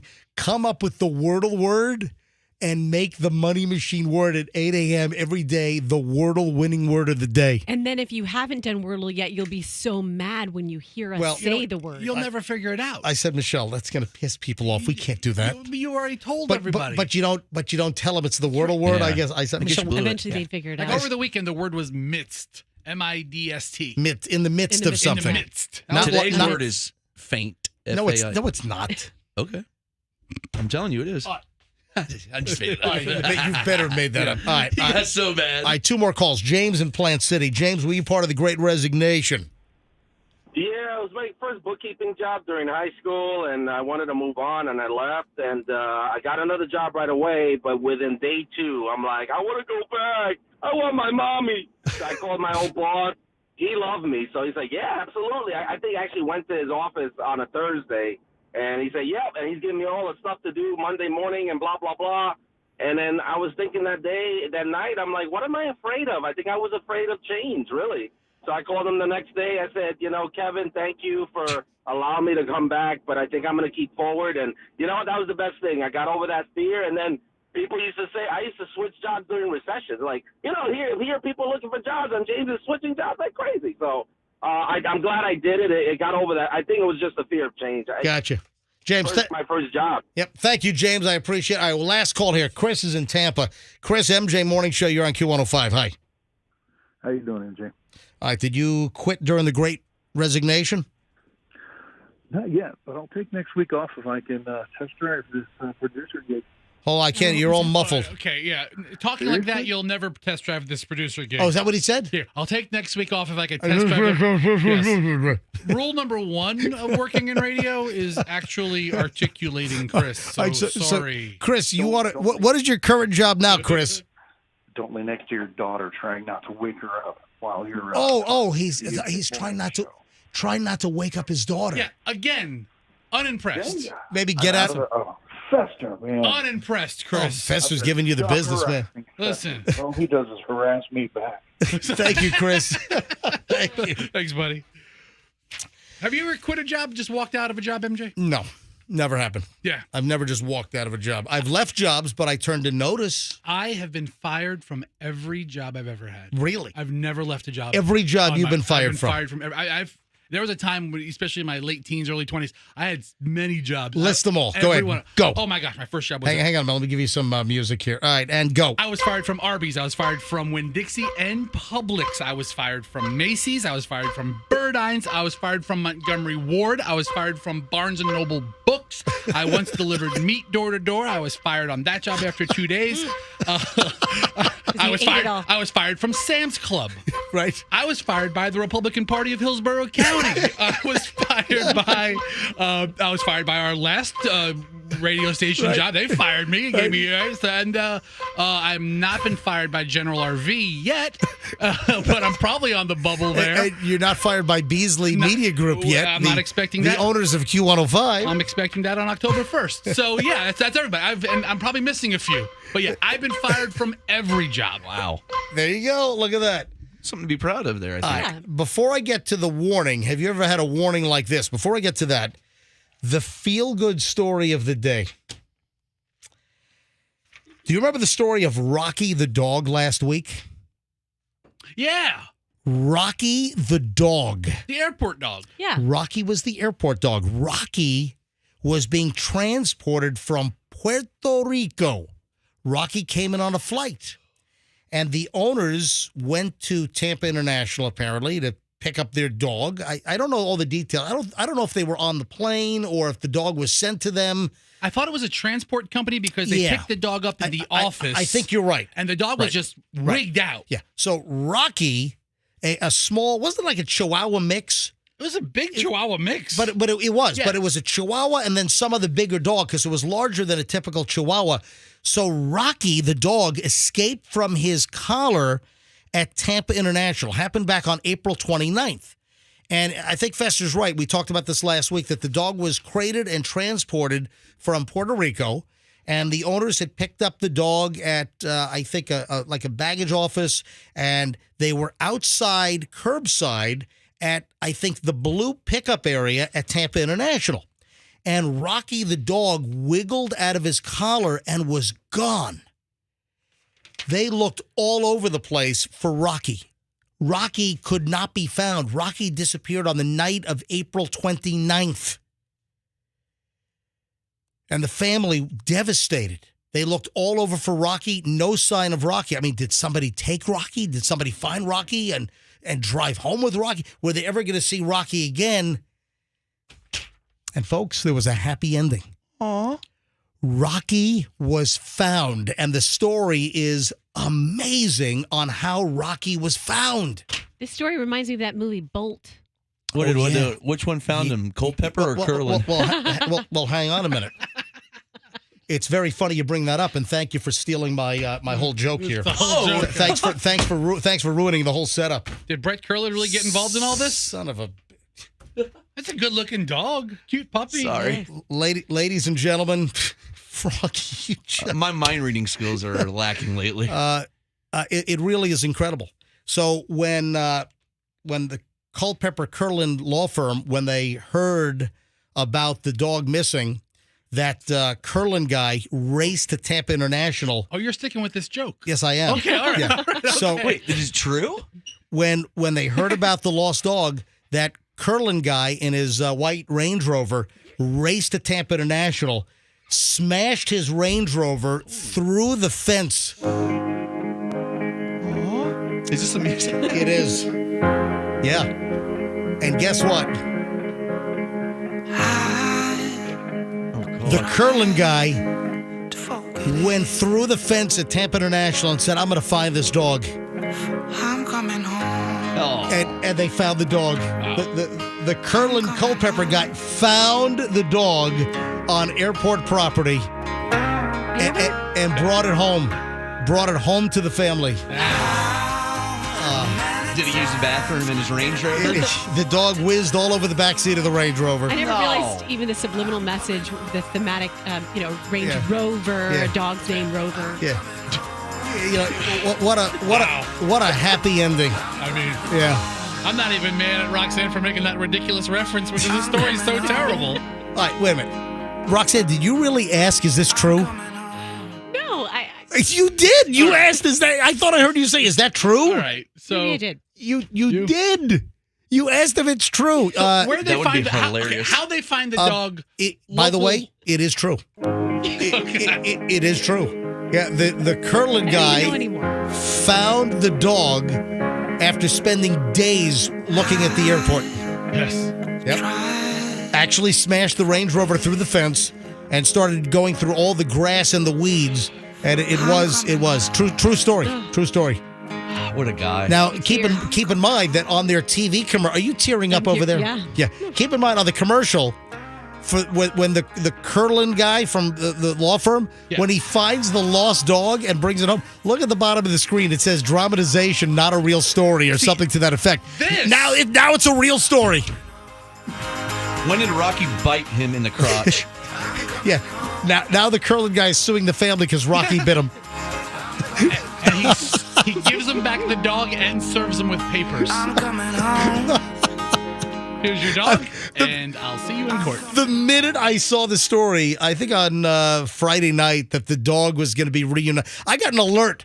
I got an email at MJ Morning Show, my email address. So, listen, if you want to send me email, folks, it's mj@mjmorningshow.com.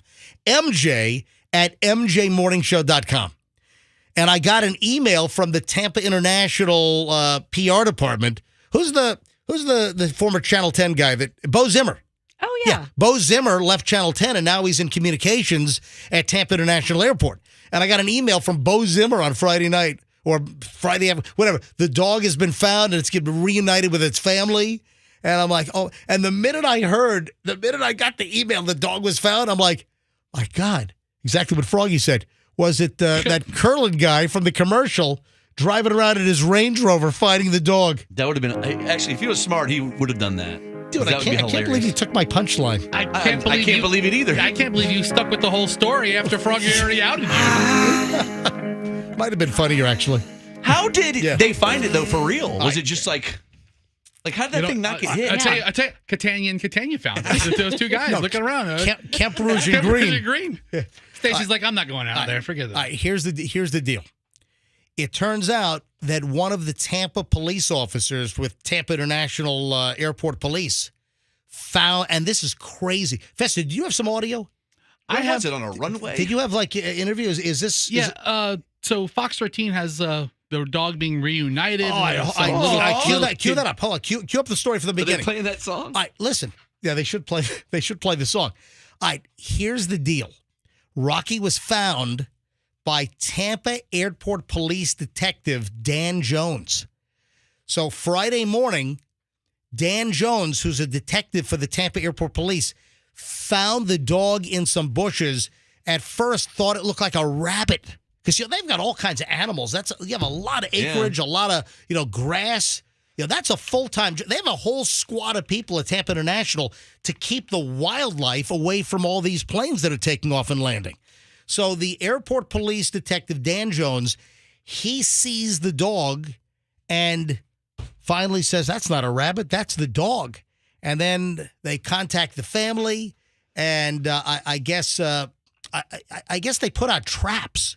So the airport operations put out a trap for Rocky. They don't have like tranquilizer dart guns or anything? Maybe little blow darts. So the airport operations apparently put out a trap trying to capture the dog, and the dog was safely captured. But then the officer, Dan Jones, I guess, saw the animal, saw the dog, and Rocky has been reunited with his family. Would you believe that I had an encounter with Dan Jones, the same Tampa police officer or Tampa International police officer? I actually had a situation with him. Okay, situation. I wasn't drunk on a flight. About to say. I wasn't taken off in handcuffs. No, I had an encounter. Were you a witness to something? Hang on. I'm going to tell you in a second. I had an encounter. The guy that found the dog, Dan Jones, I had a situation. Hold on. Do you have the audio from the Channel 13 story? Yeah, I don't know what it sounds like. All right, roll it. Let me hear it. Go ahead. All right, so this is the family being reunited. It was hard to find the words. Look at this. I don't know, a huge mix of emotions. Like there's a little boy. He's got his dog back. Tons of happiness. When Rocky disappeared last Friday, it left this family with a huge void. I mean, he's part of our family. He's a member of our family. He's not just a simple dog. He's part of us. So this time apart has been pretty tough. But after a week-long search and a few airport sightings reported, today Detective Dan Jones spotted Rocky in this wooded area by the runway. We were right in the trap. The door closed, and I pulled up, and that was the end of Rocky's journey at TPA. So we're happy to have a happy ending to this one. Aww. That journey started a week ago when Rocky... All right, so that was Dan Jones. That's the guy that found it. So you're saying what happy ending? So the little kid, 10 years old, is holding little Rocky. Rocky's like, damn it, I thought I was free. Little boys crying. They have their dog. Run. Listen, that family thought they were never going to see that dog again. All right, how scary is that to live on a runway with those loud ass planes every 3 minutes? Oh my God, little dog must have a heart attack. He's been doing air traffic control. He's been sniffing bags. Dan, he's learning a new trade. Marijuana sniffing, drug sniffing dog, drug sniffing chihuahua. So you're probably saying, what kind of an encounter did I have with Tampa Airport Police Detective Dan Jones? I had a piece of luggage that went missing, and this was maybe 6-7 years ago, maybe 8. I had a bag. We were flying to Hawaii. Michelle and I and the kids, we were going to Hawaii. Oh, God. What do you mean, oh, God? I hate people who say Hawaii. Hawaii. Well, that's how you say it. No, it's Hawaii. That is the barometer it's Hawaii. Between me liking you and not liking you. It comes down to you saying Hawaii or Hawaii. Oh, God. We were going to Hawaii. And I had a scuba bag. I had a Scuba Pro black duffel bag with my scuba gear in it. And I carry my regulators and my computers. I carry that on the plane. But my wetsuit, my fins, all that, my BC, the vest you wear, the jacket, that was inside, and my bag disappeared. Never made it to Hawaii. Never made it. I'm like, what the? And the airline couldn't find. They had no idea what happened. But my scuba bag did not make it. And I called the Tampa Airport Police, and I somehow got I was put in touch with Dan Jones, this detective. I don't know if he was a detective back then, but this guy hunted down my bag. He found my bag. And we were headed out on vacation. My bag got misplaced, never made it. And the airline had no record of it. We assumed that my scuba bag was stolen. And then I gave him a description of the bag. I told him what time we checked in. And this Dan Jones with the Tampa Airport Police, Michelle just texted me. Michelle said that Chloe was turning 12, so it was 9 years ago. 10 years ago is when this thing happened. So Dan Jones, the Tampa police, airport police, he said that he went back and he watched hours of CCTV footage. He found my bag being checked in. He found my bag going through TSA security. He was able to find it, and my bag was misplaced. Something happened, and it ended up that it was in a baggage sort area, and it never made it on the plane. So this Tampa Airport Police guy, Dan Jones, who found the dog now, he found my piece of luggage, got it to the airline, and they had it to me on the next connecting flights. So I had it like the next day. But how did it end up in the airport sort area? I don't know. That is the mystery of life. That's bizarre. We never found out what happened. I checked my bag in at the whatever airline it was, and then it got misplaced at the airport, ends up in some sort area, and it's just sitting there. And then he found the bag from CCTV footage, and boom, happy ending with my luggage too. He saved my scuba gear. Wow. And now he finds the dog. So finally, after all these years, he has a second crowning achievement to his decorated airport police work. Same dude. First, he rescues MJ's scuba bag. Now he rescues Rocky the dog. See, I only had one run-in with Tampa police, and it was Tampa Airport Police. Yep. And it was many years ago, long before 9/11 or anything like that. Like in the 90s, we picked up a friend coming home from college. Yeah. And me and my buddy Mike. Yep. We laid on the luggage belts, and it took us behind it, and we came out. You went around on the luggage belt. Yeah. You laid on it and went all the way around. I did it, and my friend Mike did it. Oh, and we're no. just both two big fat guys, and we come out through the little shredded rubber The from the little rubber drape. Yeah, the rubber drapes. And it was open air, and the guy was there loading luggage Baggage. onto the belt, Yeah. and he had the little trolley car there, and he's like, "You guys aren't supposed to be here." I'm like, it's okay. It's fine. We'll be right out. And then as we come around, cops are there. We might have done it twice. Right. And they were hurdling luggage belts to run to us faster. And they were like, "Get on the ground!" Really? Get off the My belt. God, you idiot. Did you get arrested for that? We were detained for like 45 minutes. You are such an idiot. Yeah. And Could've got hurt. Last item here before we move on. Last item on this story. When Detective Dan Jones with the Tampa International Airport Police, when he found my scuba bag, this music played. Yeah. When I was reunited with my scuba bag. Try to forget it. Did you just curse? I'm coming home. All right, actually, that's not true. The guy Curlin from Culpeper Curlin, he found my scuba bag. I can picture this romantic music, and he's placing your snorkel on you. You're like nodding. Yep, this is it. Thank you. Oh, my God. Wow, that is commitment to a piece, boy. I'm coming all home. ties back to the curling music. All right, so moving along. Buddy. A warning. When was the last time you were told to avoid somebody at all? Think about this. Have you been told to avoid somebody at all costs? Roxanne? Anyone say, hey, stay away from that person? Bad news. Either in a personal life or an employment situation, did anyone ever tell you to stay away? Bad news. No, I don't think so. I mean, I think I've warned people to stay away from people. Like, who's the last person that you warned someone to stay away from? You want to give I out warned names? them to stay away from me, myself. All right, Fester, when's the last time you told somebody stay away from that person at all costs? I don't know if I ever gave that advice, but I've been given that advice. Yeah, never talk to this person again. Sounds like Coop has something to say. Yeah, Coop. No, I'm trying to think. This is a tough question. No. I mean, it isn't. I mean, has anybody told you to stay away from somebody? Yeah. Never. It's really Like that, but like that harshly. Like, do Yes. not ever talk to this person. Or just stay away. Bad news. Trust me on this. You'll thank me later. That kind of thing. I knew a guy who was trying to put together some illegal business propositions, and he inquired of my interest in those. Yeah.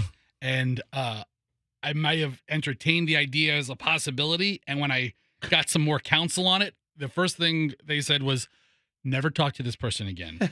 Get away from it. You want nothing to do with this person.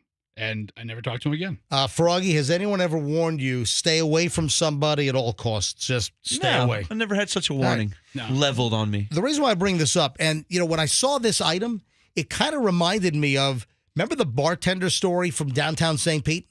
Where they slipped a note to the person. Yeah. Are you in trouble? Yes, I'll get rid of this guy. Roxanne, can you dig that up? Yes. Refresh our memory on that story in just a minute. But I found this item here. An individual was alone at a bar. So a woman named Laura was alone at a bar, and the bartender said, "Hey, check out this text from my sister." That was the ruse. The bartender says, "Hey, you got to check out this text from my sister." It wasn't a text from her sister. The bartender had written a note on the phone in the text box to show to the woman at the bar. And the bartender warned this woman, Laura, and wrote, quote, "Do not under any circumstances get into a conversation with the guy sitting on your right." What? Wow. Yes. The bartender knew that this guy apparently was bad news. I wonder how bartenders are always trying to be the white knight, trying to. I mean, it's all a ploy just to get the girl to fall for you. I did find that story. That say it again. I did find the story that illustrates that. Hold on to that for a second here. Well, that's a clever concept here. And the St. Pete story that happened like a year and a half ago, that was also a great story. But a lot of the bartenders, they know what's going on. Bartenders, if you're at a very popular bar and if you have maybe a regular crowd, the bartenders, they know what's going on. They can size people up. They're also sober, usually. But also, even if you're like a new customer, bartenders, they profile everyone. Because I've known a couple of bartenders, and they have somebody sized up within like 3 seconds of them walking up to the bar.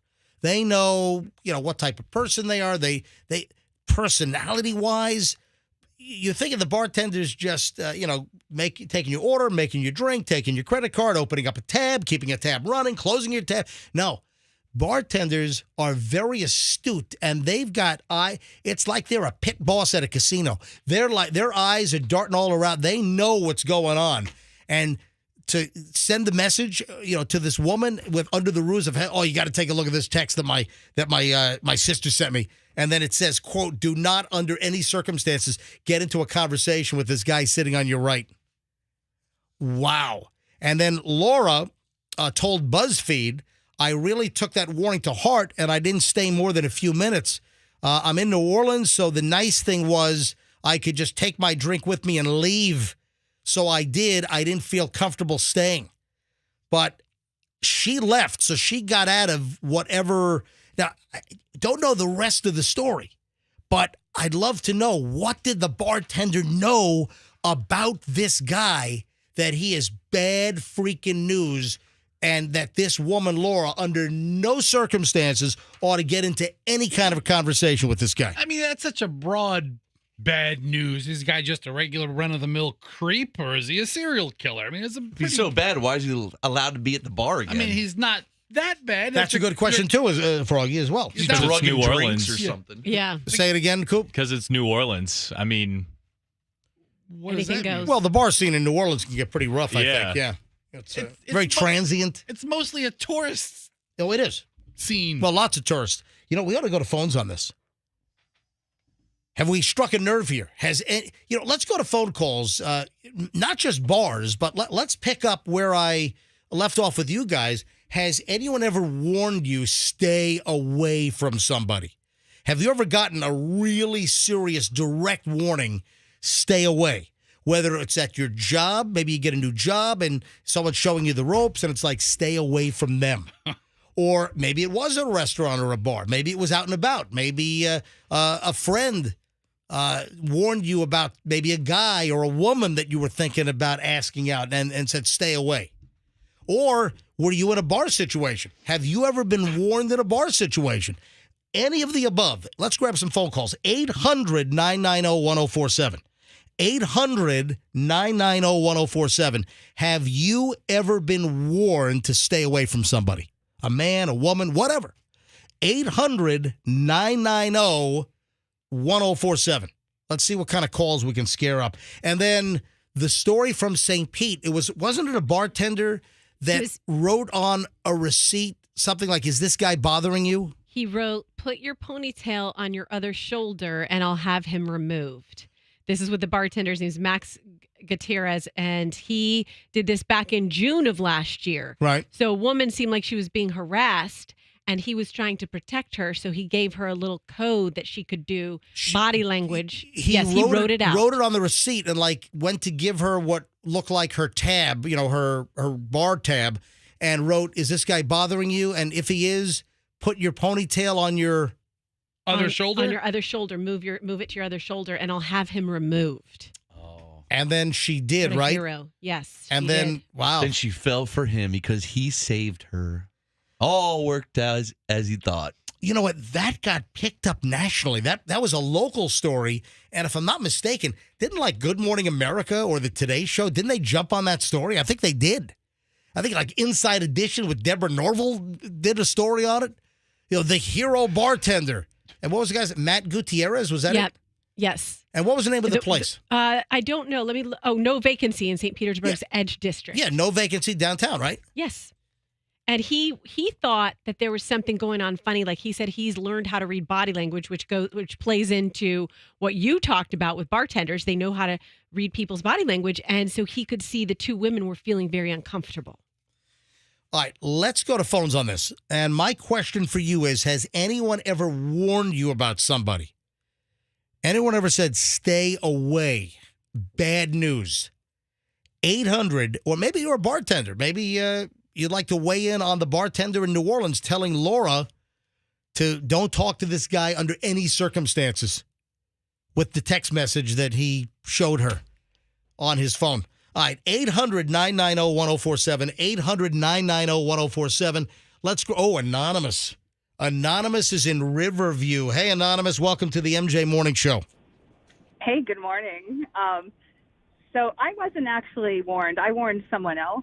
And I felt guilty. I kind of set up somebody else by accident before that. So there was a woman who was a sociopath that worked at a theater where I participated.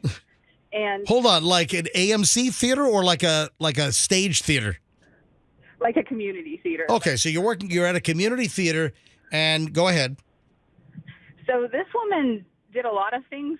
She pretended to have cancer, and she had her boyfriend bought her like a human hair wig in anticipation of her losing her hair, but she didn't have cancer. So this is kind of like a PSA. There are sociopaths out there. She also she had the theater do a fundraiser, a matinee for her cancer that didn't exist. And she was just really bad news. She was really... oh, my God. You hear of these stories. I mean, these do come up, and we see stories like this, a couple of times a year. Somebody that raised money, pretended they had cancer. That is awful. That is one of the worst things that you can do as a human being, to play on people's sympathy. People donate money to you, and you fake like you have cancer, and you don't?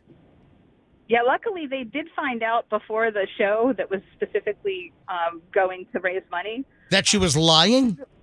Yeah, my friend was on the board. He actually liked her, even though she had another boyfriend. But he was on the board of the theater, and he went to take her some flowers at the hospital, and they said that she wasn't a patient. Oh my God! So she told everyone she was at the hospital. So this guy goes to the hospital to bring her flowers, and she's not even at the hospital. Yeah, and furthermore, she just wasn't a patient there. So well, because she didn't have cancer. No, she didn't have cancer at all. Like, it was unbelievable. But at least the matinee show that was to raise money didn't happen. All right, but did you guys like throw her out of the theater? I'm not sure if they fired her. They must have fired her. Oh my God! There was a group of us that were friends, and we, quit hanging out with her. She had texted my husband and I the night before that show and said, "Thank you so much for planning to come to the matinee, and please tell lots of people." What kind of cancer did she claim that she had? I think she said it was like some kind of stomach cancer, like really serious. Oh, this is like a sociopath, total sociopath. And then to find out that the guy goes to the hospital with flowers, and she's not a registered patient. So who did you warn to keep away from this person besides everybody? Another gentleman who had an interest in her. She was pretty attractive, and she was a hot sociopath, is what you're saying. The worst kind. She was, and she was really loose. She was very loose. And wow. My other friend took her home one day, and he shared an apartment with another gentleman. And in the middle of the night, she used the bathroom that was between their rooms, and she went to the other guy's room from the bathroom. She sounds like a and good got time. into his bed. He got into his bed? I mean, if you get past one stomach cancer lie, she sounds like a good time. Yeah, right, Froggy. Oh my God. The worst part was that he was homosexual, so he was horrified when this woman jumped into his bed. All right. outrageous. This story doesn't end. Oh my God! It's like this is like a Skinamax late night scene, and then the guy turns out to be a homosexual, not interested in the woman. So you should really write a book about this woman. Hey, Anonymous, thanks for the call. Sure. Outrageous. All right, Mike is in Tampa. I think Mike's a bartender. Hey, Mike, you're on the MJ Morning Show. What's happening, guys? How you doing today? Mike, we are well. Thank you for calling in. What's your story? I don't have a good Skinamax story for you guys, but as a bartender, you see so much and looking at customers, and I've had to definitely get in between a lot of weird people before. Am I right, though, that a bartender, that you guys size up customers pretty quickly and you guys have eyes in the back of your heads and you know what's going on at your bar?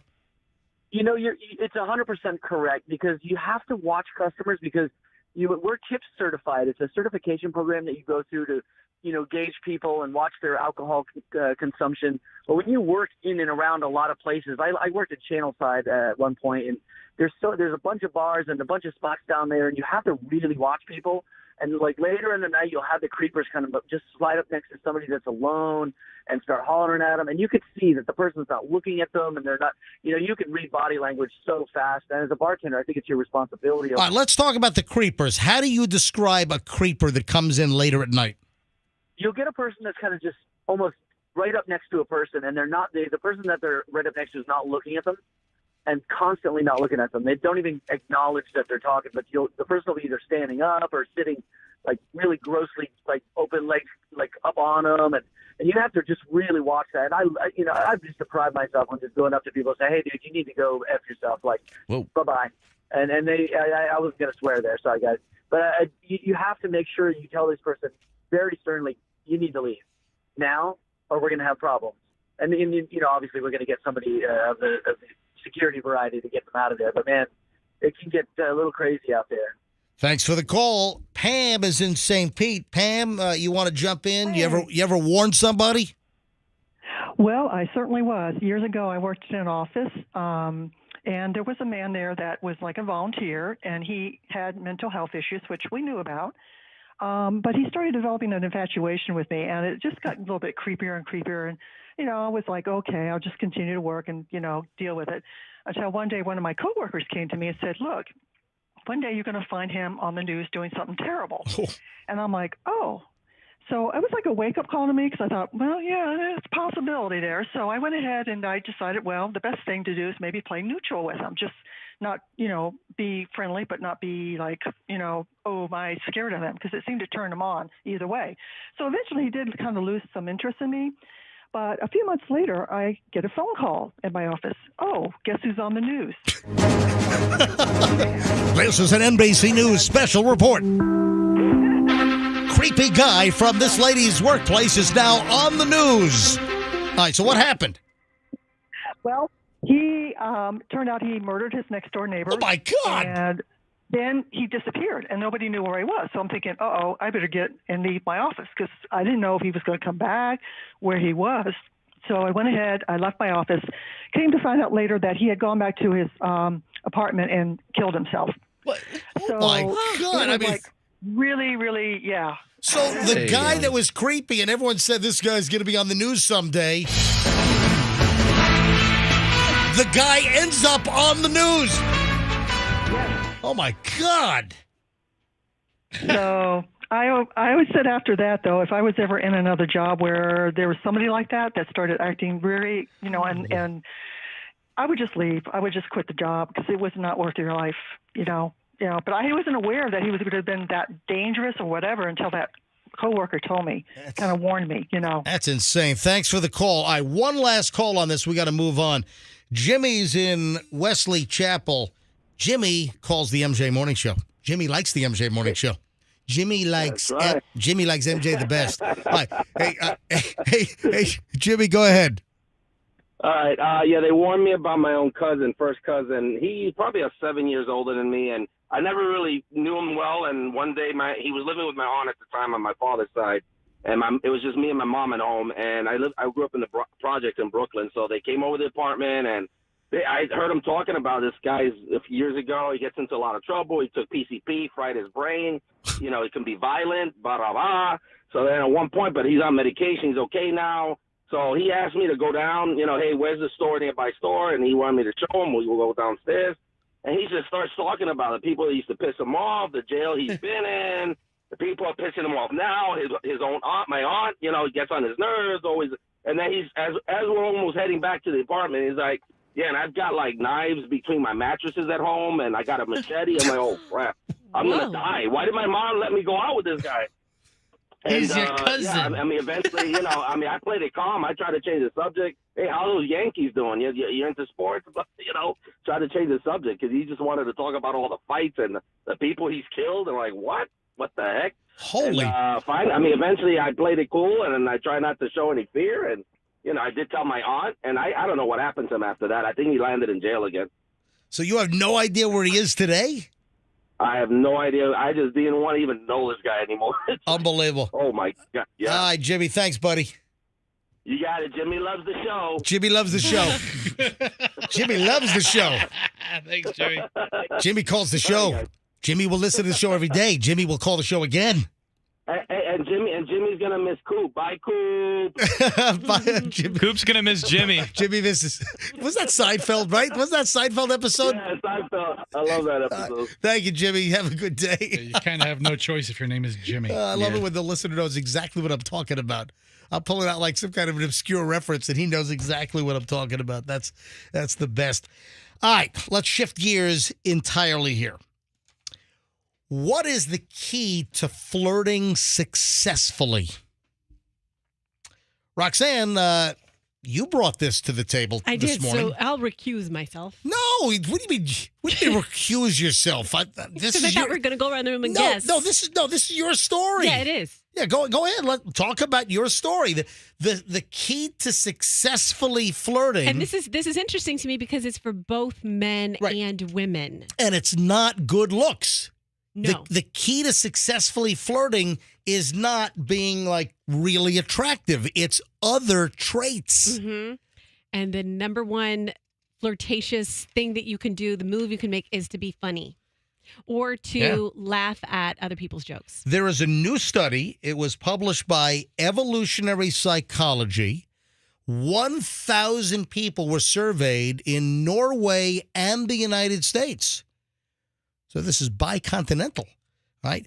1,000 people surveyed, and participants ranked the effectiveness of 40 different types of flirting based on if they were looking for a long-term relationship or a short-term relationship. And, they looked at religion, age, extroversion, how willing the person was to have a relationship, how attractive the person seems in the dating arena. And apparently the most effective way to flirt, it depends on gender and whether the purpose of flirtation is long or short term.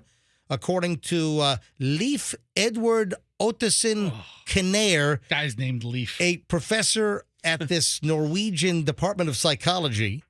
But people consider signals that you're sexually available to be the most effective for women who are looking for a short-term relationship. And apparently signs of generosity and willingness to commit works best for men who are looking for a long-term relationship.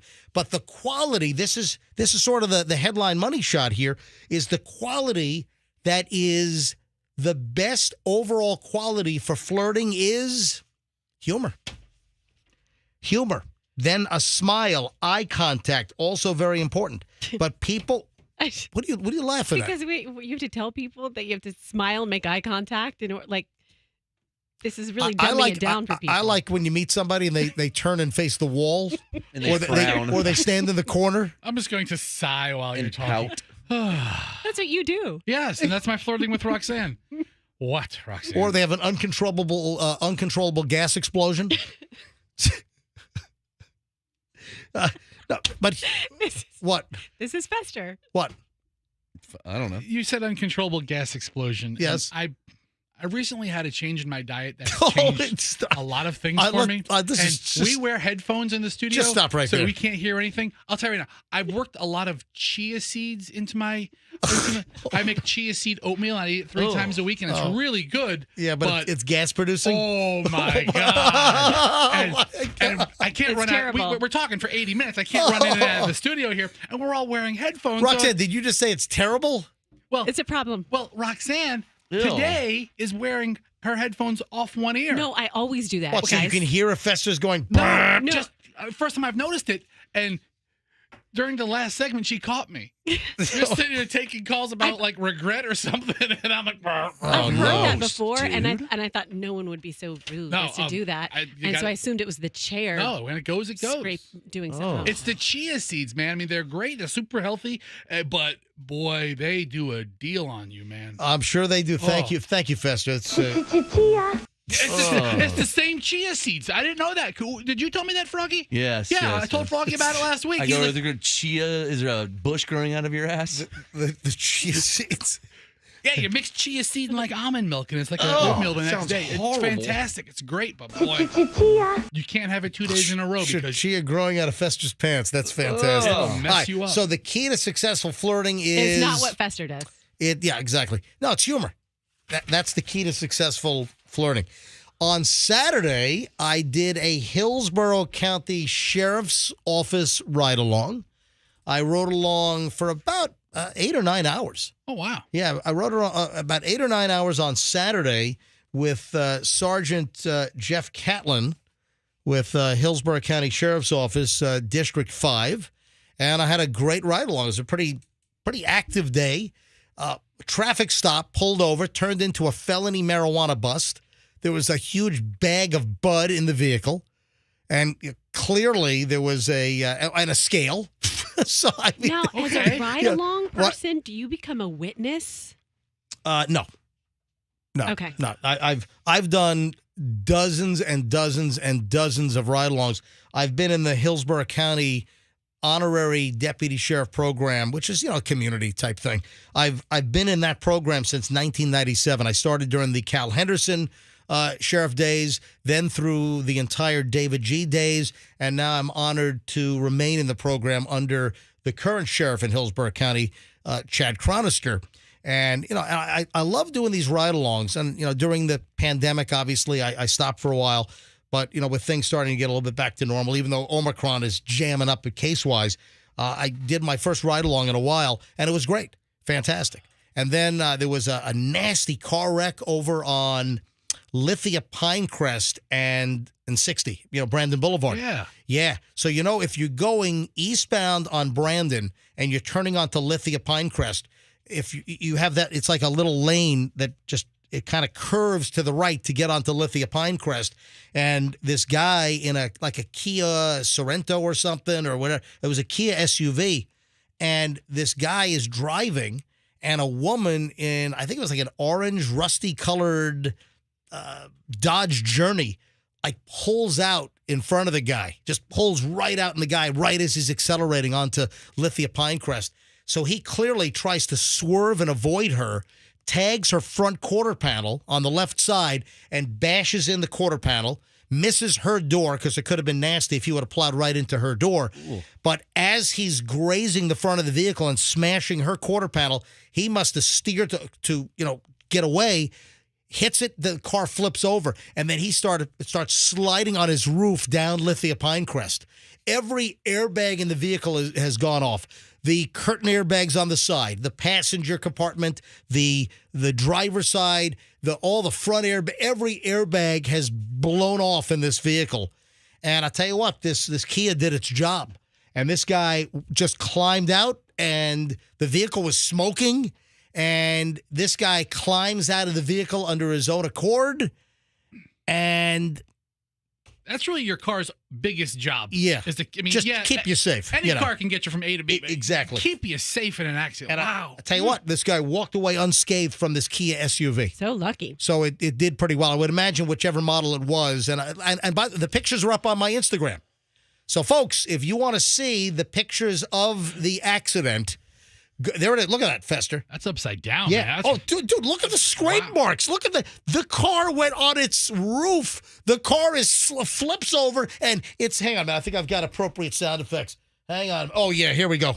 Listen, right here. I think, I got to go to page 2. Hang on a minute. So here it is.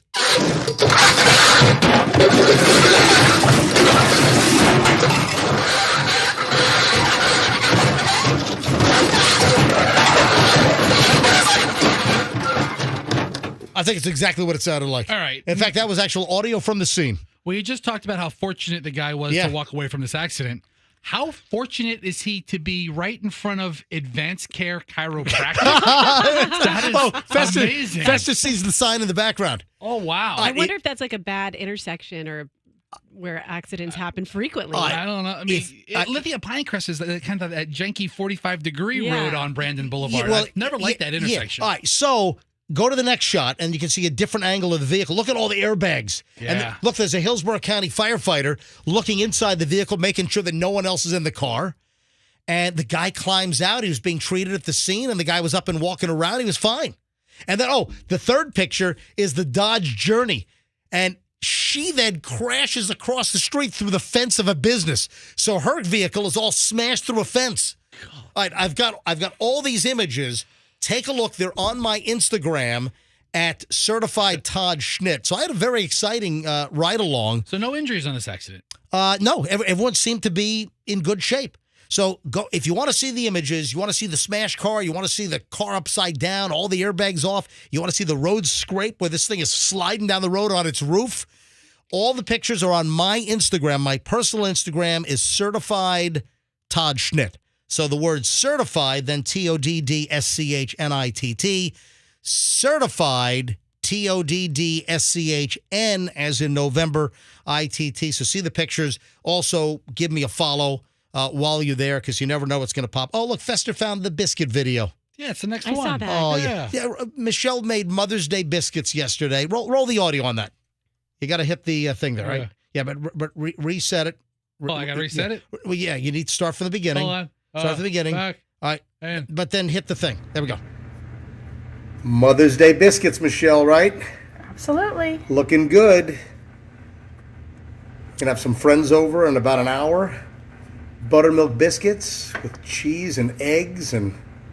Ooh, that looks so good, Michelle. So Michelle is taking the biscuit cutting device and putting it into the wad of dough on her wooden breadboard that I don't feel comfortable listening to the two of you guys just like, oh, that looks so good. Yeah, Michelle. that dough looks delicious. Oh, Michelle, we're gonna have some friends over.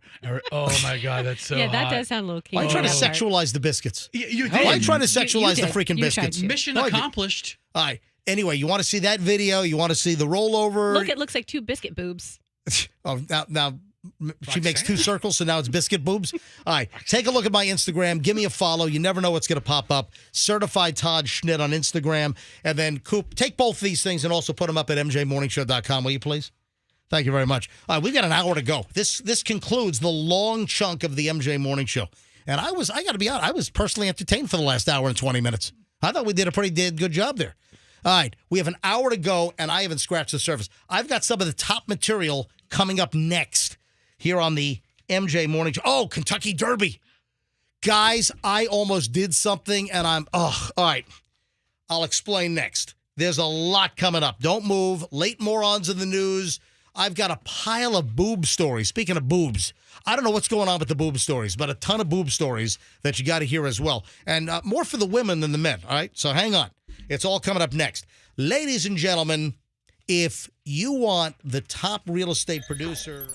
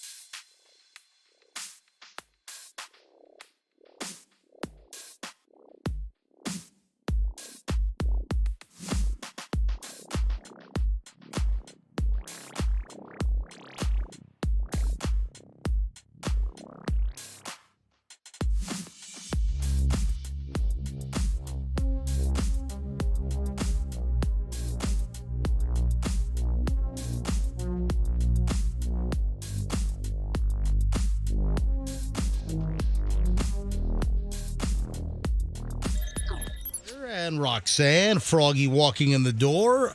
You know what? I'm going to start announcing you guys as far as who's in the studio. That's what I'm going to start doing. A roll call. You know what? Don't do that. Like, who's actually in the studio? Sometimes we come back from a break, and I'm the only one in here. Sometimes it's just Roxanne. Froggy's moseying in. Fester's, at the snack machine or I've something. actually received a complaint about that. Complaint about what? About you and announcing when people are here or acknowledging that they're not. Yeah, it's pretty dumb. I was on my cruise back in March. Yeah. And a lady says, "Hey, you're Fester from the MJ Morning Show." And I was like, yeah. Hey. So we started talking. And she says she loves the show. And she goes, "In the morning when I listen at 6 o'clock in the morning, what do I care if you guys are in the studio or not? I'm in my car and I'm ready." And she goes, "You tell MJ quit with the roll call." And I was like, "I'll get right on that." I'll stop the roll call. All right, Lightning won last night. The series now tied up 2-2. This is the first round of the playoffs. Lightning are now 2-2. The first game last week in Toronto. We had First two games, right. We had a whole discussion at 6 a.m. this morning in the first couple of minutes of the show. I got yelled at by a Canadian that I was saying Toronto. And you don't pronounce the T in Toronto, the ending T. It's Toronto, Toronto. You're not supposed to say Toronto like I stubbed my toe. And I had a Canadian Canadians are typically yelled back, and I got a Canadian yelling at me. It's unbelievable. All right. So the series is now tied up because last week in Toronto, the first game went to the make-believes, right? Folks, Froggy thought it was the Toronto make-believes. He did not know it was the Maple Leafs. I don't watch hockey. That's like songs when you're a kid and you swear that the lyrics are something other than what they are. You know? And then you finally see the lyrics written or you hear it in a different way and you're like, oh my God. Or you get older and there's you go to a website, there's a whole website of misunderstood lyrics. So Froggy thought it was the Toronto Make-Believes. The Make-Believes, they won game 1. Then the Lightning won game 2 up in Canada. Then Friday night, the Maple Leafs, they beat the Lightning here at home, and then last night at home at Amalie, Lightning won last night. They took command, and they manhandled the Make-Believes from the very beginning. So now the series is 2-2. Now the series goes back to Toronto, and the first game, the next game is Toronto. Then it comes back here on Thursday or something. So game 5 is tomorrow night. Tomorrow at 7:30, and then game 6 is back here in Tampa. Right. Hopefully the Lightning will shatter the make-believe dreams. All right, come on. Let's put this thing to bed and let's advance to the next round here. We'll get to the Kentucky Derby in a second. First, though, is that your Mother's Day gift around your neck? Yes. What is it? Oh, look at that. I Yeah. can't see that far. All right, so I actually know it is. And during one of the breaks a couple hours ago, Roxanne said, "Look at my Mother's Day gift from my daughter." She picked it out. Yesterday it was like a impulse buy. She's got a brand new piece of jewelry, and it's a Mother's Day gift, and apparently it came from Costco. Wow. Costco has a nice jewelry set. Yeah, It's not the nicest, but it's not bad either. All right. She's like, Mommy loves jewelry. We have to get this for her. Do you know what it is? Well, actually, it's my birthstone. It looks like an amethyst. Is it amethyst? Let me see. Does Costco have a full line of amethysts? Yes. Are you sure that's amethyst? No, it's a pretend amethyst is what it is. It's not even real amethyst? It's Of course it's not. No, it's Hold on, amethyst is not it's like a semi-precious. Amethyst is not a precious stone. This is just It's just patchwork fresh. stones from Costco. Patchwork pretend stones. Hold on. It's make believe. You really got it from Costco? No. For real. She got it. She picked it out at Costco. Okay, She was there by herself. I can't tell if we're making a joke here or No, not. no. She got it. She got it at Costco. I'm not making this up. Roxanne told me earlier. So your daughter was there by herself at 4 years old, or 5 now, or was she there with Dig Dug? She was there with my whole family. You were there. Oh, hold on, you were there too. No, not me, but the rest of the family. Doug and Daviana. Okay, so your 2 daughters were with Doug at Costco. And were they going to get like Cheez-Its or something, or goldfish? They were doing some. They buy stuff on set. I'm like, get these kids out of the house, and then they go to Costco. That's how that's true. remove people from the home. I mean, my wife needs some time. I take the kids to Sam's Club. Yeah, I was Isn't not that the Get them a truth? hot dog. I was not a Costco. So that's your weekend entertainment with the kids, going to Sam's Club food court. If my wife needs an hour or two to herself, we'll go to Sam's. All right. 100%. Get them the hot dog, walk around, steal all the Now, samples. I was not at Costco this past weekend. I was at Costco the weekend before because I needed to get a couple of new bags of those 2.5 pounds of sliced organic mangoes. You ever see that? They've got this giant bag of the sliced mangoes. Oh, we get those. Now, but not the ones with added sugar. No. There's enough sugar in there naturally. Right, the sugar from the fruit. Right. But they also have ones that, like, it's mangoes, sugar. You don't want the sugar ones. It's a black bag. And then also, you know those Kirkland, the big, huge, like 24-pack of Kirkland organic eggs? We get those all the time. Those are too. pretty good eggs. What? They really you guys are. buy the same stuff. What is on Stop MJ's copying me. Yeah, what's on MJ's shopping list? Stop copying me. You're copying me. Roxanne buys everything. I buy that too. I do. So we have the same sorts of staple items. I like the Costco organic eggs. It's like in a big clear 24-pack, and it's like free-range organic, and they're pretty good eggs. The yolks are nice and bright and orange, not the pale yellow, sickly-looking yolks that you get in some eggs. I'm surprised we haven't crossed paths at Costco. Well, because I'm not there very often. I'm there like maybe once a month. Can MJ mention his shopping list and Roxanne acknowledge that she buys it before he finishes? You know what? with I was so pissed. You know what they didn't have? What? The kimchi. I love that. I buy that. I buy it too. I buy it. Hold on. Do you buy the kimchi? I buy it. It's like the green lid. Oh my God. I buy it. It's in the refrigerated section. I love the kimchi. All right, what else do you buy? I MJ? love kimchi. I buy it too. What else do you buy, MJ? Let's see if she buys it. What else did I buy? Let me tell you something I buy. What?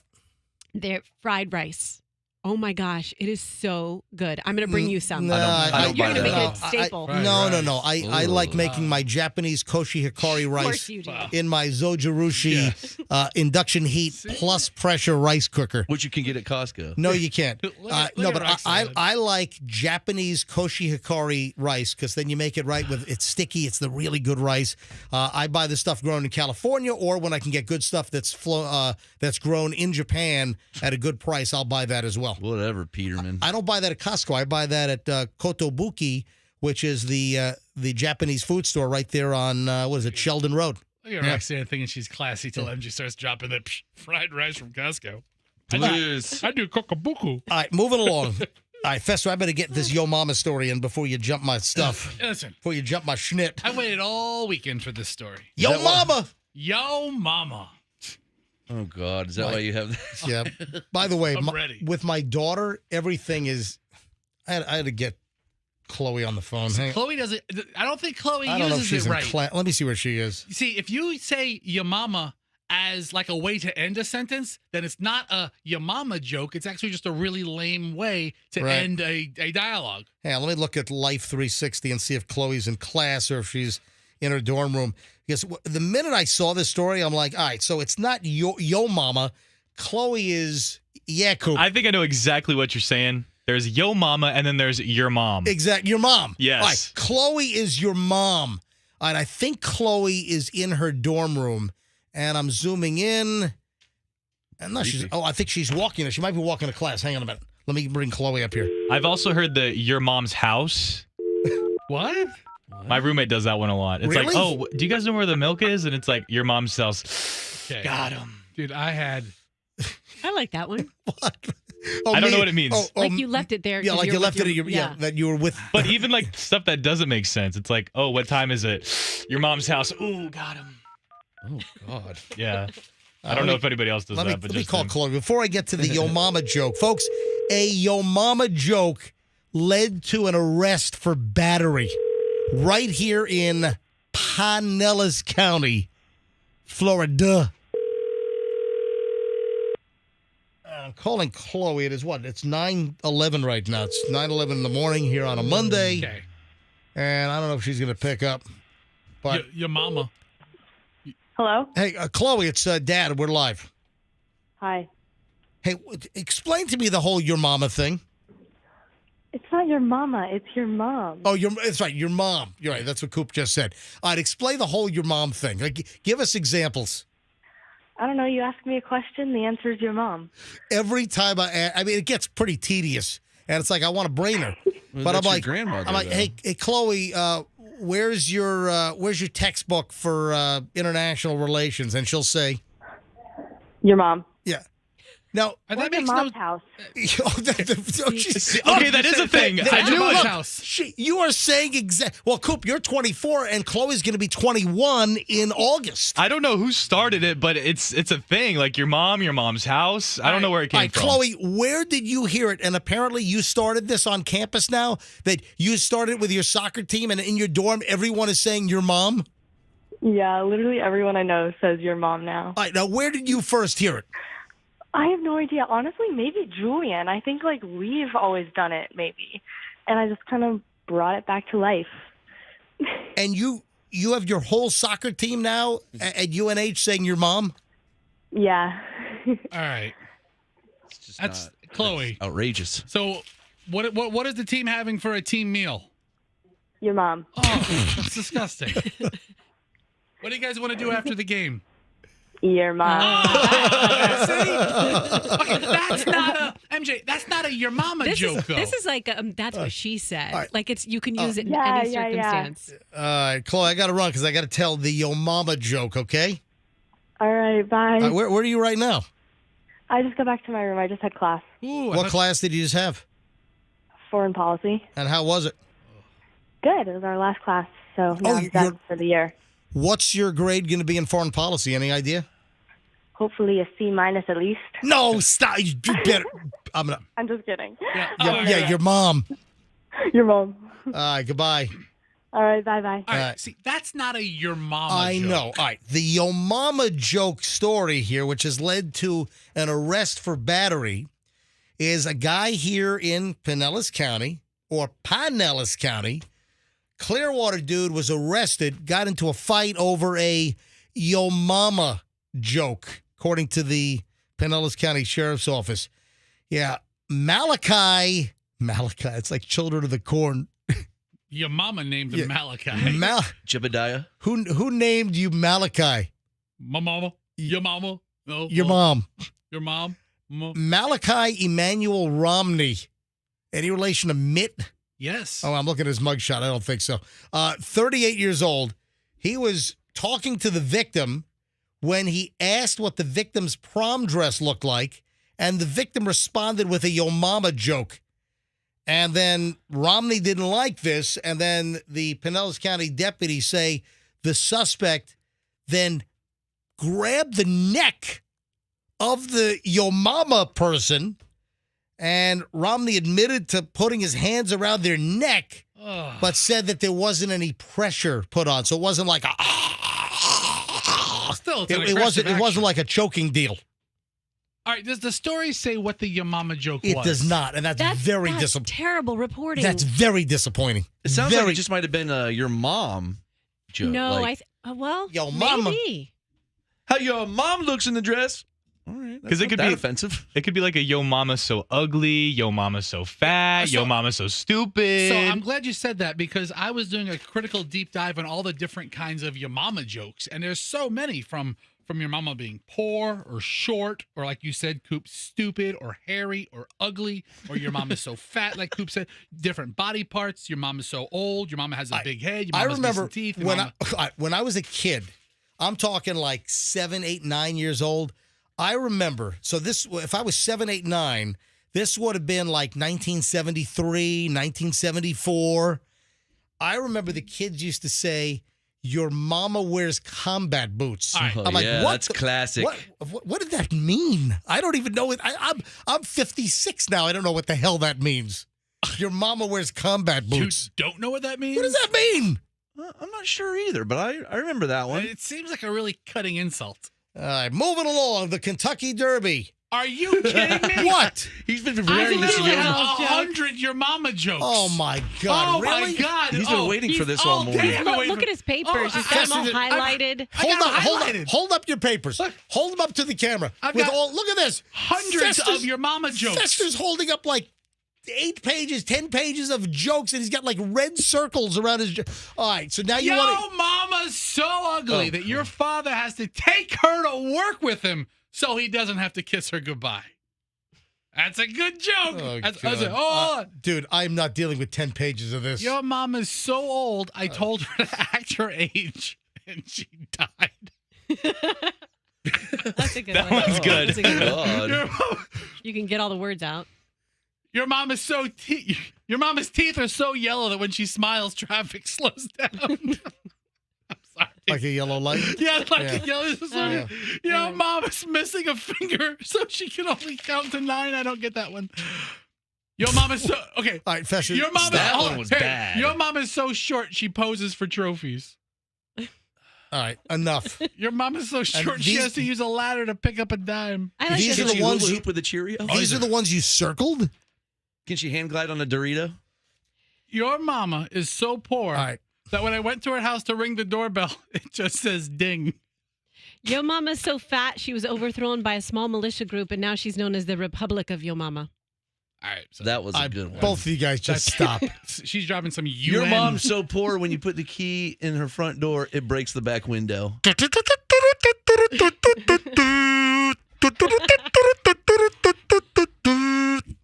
right. What?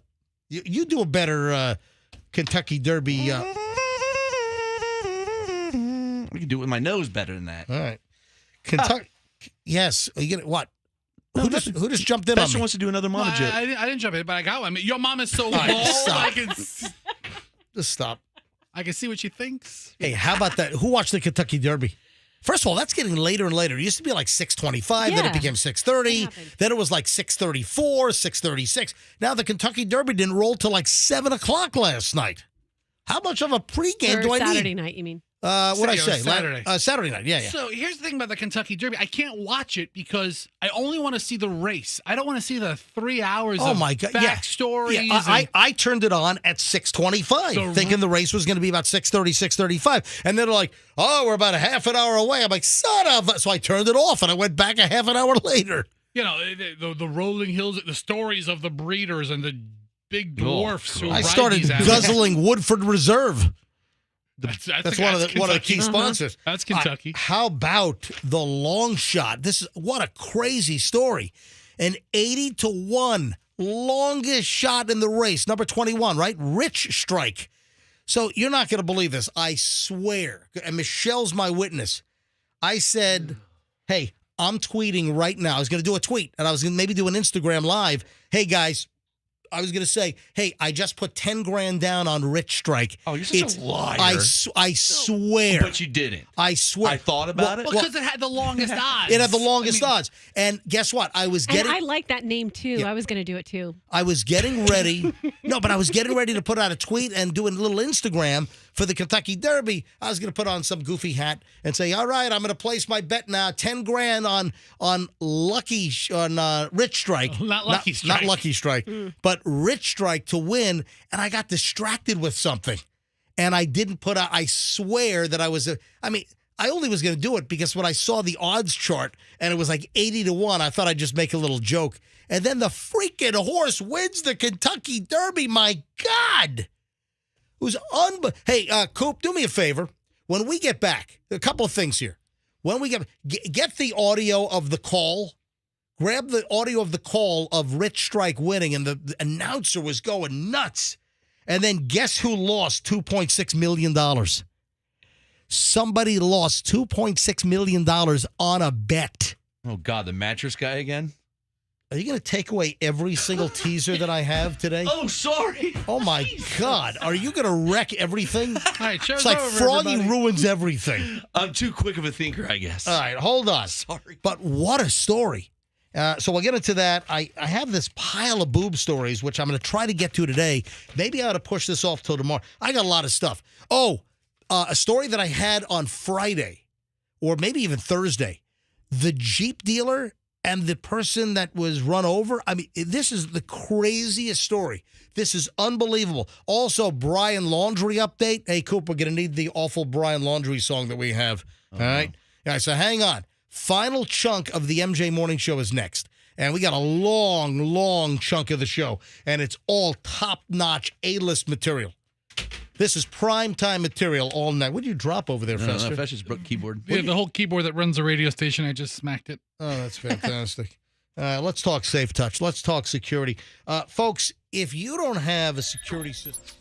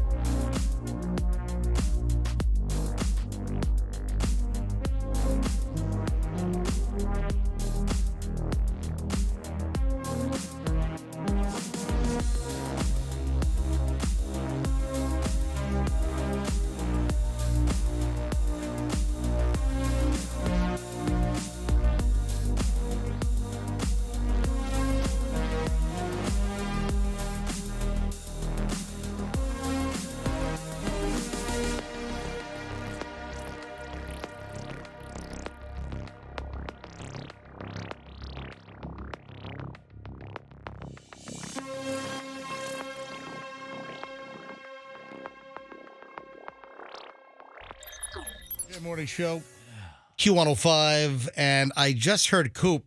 Coop came into the studio, was talking to Roxanne, and mentioned the name of the band we just played.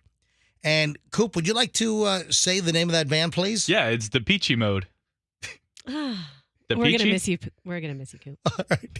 It's the Peachy. The Peachy Mode. It's not the Peachy Mode. I've been saying it wrong on my weekend shifts this whole time. Dude, oh my God. Wait a minute. No, you don't.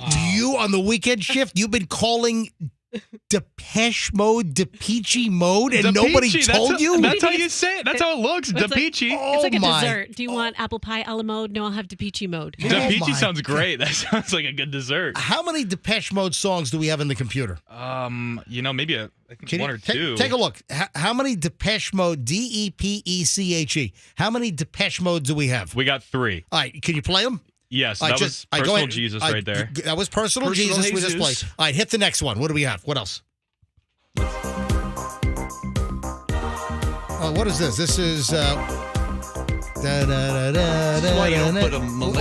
the name of this one? This is Enjoy the Silence. Oh, yeah. This is a good song. Enjoy the silence. All right. Then Enjoy the silence. The next one. I do the next one. All right. This is People Are People. Yeah, people with the little, like the metallic noise in the beginning. Go ahead.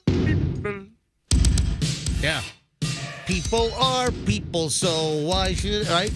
Yeah, this is a great song. What are all these noises? It's Depeche Mode. You've been really saying the Peachy Mode? You tease what's coming up, and what is it? Depeche? Depeche Mode. Yeah, Depeche Mode is on the the lineup. The Peachy. I thought it was the Peachy this whole time. We don't have to worry about that anymore, Coopy. Yeah, Coop's last night's Friday. Yeah, Depeche Mode, not the Peachy Mode. Depeche, there's also leaving an opening on the weekend shift here. You want to go for it? Yeah, I'll be there on the 5th. 5th and never. All right. I don't talk up songs. That's not what I do. Move it along. I tell jokes. All right, guys. Barely. All right, we got a lot of ground to cover here in the final chunk of the MJ Morning Show. 9:34. Oh, my email is blowing up today. I want to thank everyone. Seriously, thank you, everybody, for all the email I'm getting today. If you ever want to drop me something, it's mj@mjmorningshow.com. You might say, like right now, what the hell am I ever going to need to email MJ? But then guess what? Maybe next week there's something and I got to send MJ that. I just got an email from Andy Holman. Andy, undo it. I just erased it. Hold on. Andy Holman.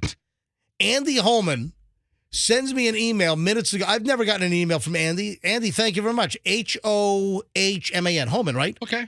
Andy Holman. He sends me a picture of the flipped over car that I saw during my Hillsborough County Sheriff's Office ride-along on Saturday afternoon. All right. But he's got it after we had left. The tow truck's on the scene, and he took it from a distance from the gas station right down the road. And it's the car that flipped over, hit another car, flips on its roof, and is just skidding down the road. All the airbags going off, and the guy, luckily unhurt, climbs out of the car. And I think I heard that the guy in the wreck was an ER doctor. Oh, man. Yeah, I think I heard the car was driven by an ER doctor at like Brandon, hospital. Yeah, there's a couple of medical hospitals right near there. I think that's what I heard on the scene. And again, it wasn't his fault. He's driving. A car pulls out in front of him. He tries to swerve to avoid it, smashes the front end of a rust-colored Dodge Journey, and then he flips his Kia over and is skidding down Lithia Pinecrest at Brandon Boulevard on the roof. All the airbags go, every one, and he climbs out of the vehicle. Guy's okay. And I saw this during my ride-along with the sheriff's office with Sergeant Jeff Catlin on Saturday afternoon, and I just got this email from Andy Holman, and it's another angle of the car. So, Andy, thanks for the email. I appreciate it. Let's see here. Here's another one from TJ Yabi. TJ, hey, MJ, I heard you talking about the story the other week. They found another body at Lake Mead. Did you see this? Oh, my God. Yeah, I saw this last night. Oh, wow. Yeah, I did. Hey, so I did see this, TJ. Thank you very much for sending it, though. I really do appreciate it. As the water levels drop, they're going to find a lot of bodies. More human remains discovered at Lake Mead in Nevada. As Fester says, the water levels are dropping. All right, hey, back to the Kentucky Derby here for a second. Coop, did you get the Kentucky Derby call? Do you have it? The guy's going crazy. Didn't he come from behind? Way behind. Didn't he come from behind? Yes, I didn't see he the came. race. Oh my gosh, Oh it's my! amazing. This is one of the most amazing You need to Kentucky watch Derby it. wins I've ever seen. How long do those things last? Like 10 laps or something? No, it's 1 lap. It's a mile. Was it a mile and a 2 minutes. Is it a mile or mile and a quarter? Whatever the hell What it do they is. call it? The fastest 2 minutes in sports? Yeah, or something dude, like that? it's a 2-minute race. Oh my God! What a I saw bore the of 2 drone minutes. footage of the race That's the yesterday. best. The overhead footage Yes. is incredible. This horse comes from the middle of the pack, like 15 horses back, to win the freaking Kentucky Derby. Coop, do you I get tingles when I watch. Wow, it. the Like guy's ASMR whipping the tingles. horse. Great. Hey, you know what? They don't whip it as much anymore. I'm sure he was whipping the hell out of it. Yeah, of all that right. horse. Hey, Coop, do you have the audio? That's so horrible. All right, listen to this. And Sandon, these two, stride for stride. Simplification down the outside is next. They're coming down to the wire. Epicenter Sandon. Rich Strike is coming up on the inside. Oh my goodness! The longest shot has won the Kentucky Derby. The longest shot has, oh my goodness, the longest shot has won the Kentucky Derby. So It here's was 80 to 1. 80 to 1 odds. The longest shot. A couple of things here. First of all, Fester, you're talking about the aerial shot. The aerial shot was amazing. You see the horse almost in like last place and in a third of the It race. was 16th place. Okay. It shot from 16. The aerial shot that I saw, it's in 16th place and races to number 1 because the favorite horse at 4 to 1, I think, was Epicenter. You know when there's like a reckless driver weaving through traffic, cutting everyone off to get to that's what the horse looked like. I was watching the overhead and you just see these two horses separate and there was a clear path for him to go from like 8th to 3rd. And I'm like, whoa, he just passed these horses. You know, Michelle was commenting on when we saw the side views, the legs on that horse were like moving twice as fast as all the other horses. It was like crazy to watch this thing. Because he was getting hit twice as hard. Guess what? Not only was that horse, Froggy, 80 to 1, that horse last week was not even supposed to be in the Kentucky Derby. The only reason why Rich Strike made it in the Kentucky Derby is because a horse scratched. A horse lost its slot, scratched, was pulled out. So then Rich Strike, rather. I keep wanting to say Lucky Strike. Rich Strike was able to take the slot of the scratched horse. A 3-year-old colt, the longest long shot, wins. This is the greatest long shot win in like 100 years. This is the second, I think, biggest long shot in 100 years. There was one like in 1913 or something. Yeah. That had Lucky Strike did race in that one. That was Lucky Strike. The horses were actually smoking at that event. So in Vegas, a month and a half ago in Vegas, before the lineup was announced for the Kentucky Derby, Rich Strike was at 300 to 1 odds. Are you serious? And then earlier in the day, Saturday, it was 200 to 1 odds. But there's always a last-minute push for really, really small bets on the longest odds, just for a case like this. If you're going to throw $2 at it, man, put it at the longest odds. And so there was a lot of action on this horse. And, boy, he cashed in. The Superfecta, a $1 Superfecta, was $364,000. My God! If you got all, if you got the Superfecta, all 3 in a How's row. the horse? Is the horse partying in Vegas? And stuff? Strike It Rich was going nutso after the. That's crazy. Yeah, partying. First of all, after the race. this jockey just put himself on the map. Apparently, he's had a couple of good wins at some smaller tracks, but this is like a game changer. What did he do? He just sat on the thing. He beat the hell out of it. I can whip a horse better than anybody on the road in Kentucky. The stud. What is the stud fee going to be on this horse? This horse was bought for $30,000. This horse was bought for $30,000. That is like a nickel. When it comes to racehorses go for millions and millions of dollars. What's the matter with this horse? You can pay 10, 12. I heard a story because Julian's roommate's dad is a horse trainer. And he trains racehorses. This is a crazy story. I don't want to give too much away. But my son's roommate's father is a horse trainer. Trains these horses. And he was telling me about a horse that someone paid $12 million for the horse, and the horse was an absolute dud. And the horse was a $12 million horse. The horse was a dud, and the horse ended up being sold for $15,000. Okay. I mean, talk about a loss. This horse, Rich Strike, was sold for $30,000 and just won the Kentucky Derby. So the trainer of the horse. I mean, I hope this horse goes on to the Preakness and the Belmont, and that would be amazing if this horse then goes on to win the Triple Crown. Yeah, move over, Secretariat. Yeah. Eric Seabiscuit. Yeah, Eric Reed, the trainer of this horse, yeah. in 2016 had a barn fire. Oh, yeah. 24 horses. 23 horses. He lost a bunch of horses, all of his trophies and memorabilia. Like everything was destroyed in a barn fire. True. And he comes back from that to win the Derby. It's amazing. Unbelievable. And I told the story earlier, and you guys were like, yeah, sure. As a joke, I was getting ready to put out an Instagram live and a tweet before the Derby. Yeah, just put 10 grand on Rich Strike to win. And I got distracted. I swear, guys, I was about to put that out, and I wasn't going to put any money down because I'm sitting in my living room in Tampa. But I mean, I probably could have. Can you place a bet online or? Yeah. How about 2 days after the race? Can you place a bet? So okay, all right. So now this horse comes out of nowhere, running twice as fast as other horses. Yeah. They're going to drug test the hell out of this Well, horse, right? you know what? Guess what I have? I have that.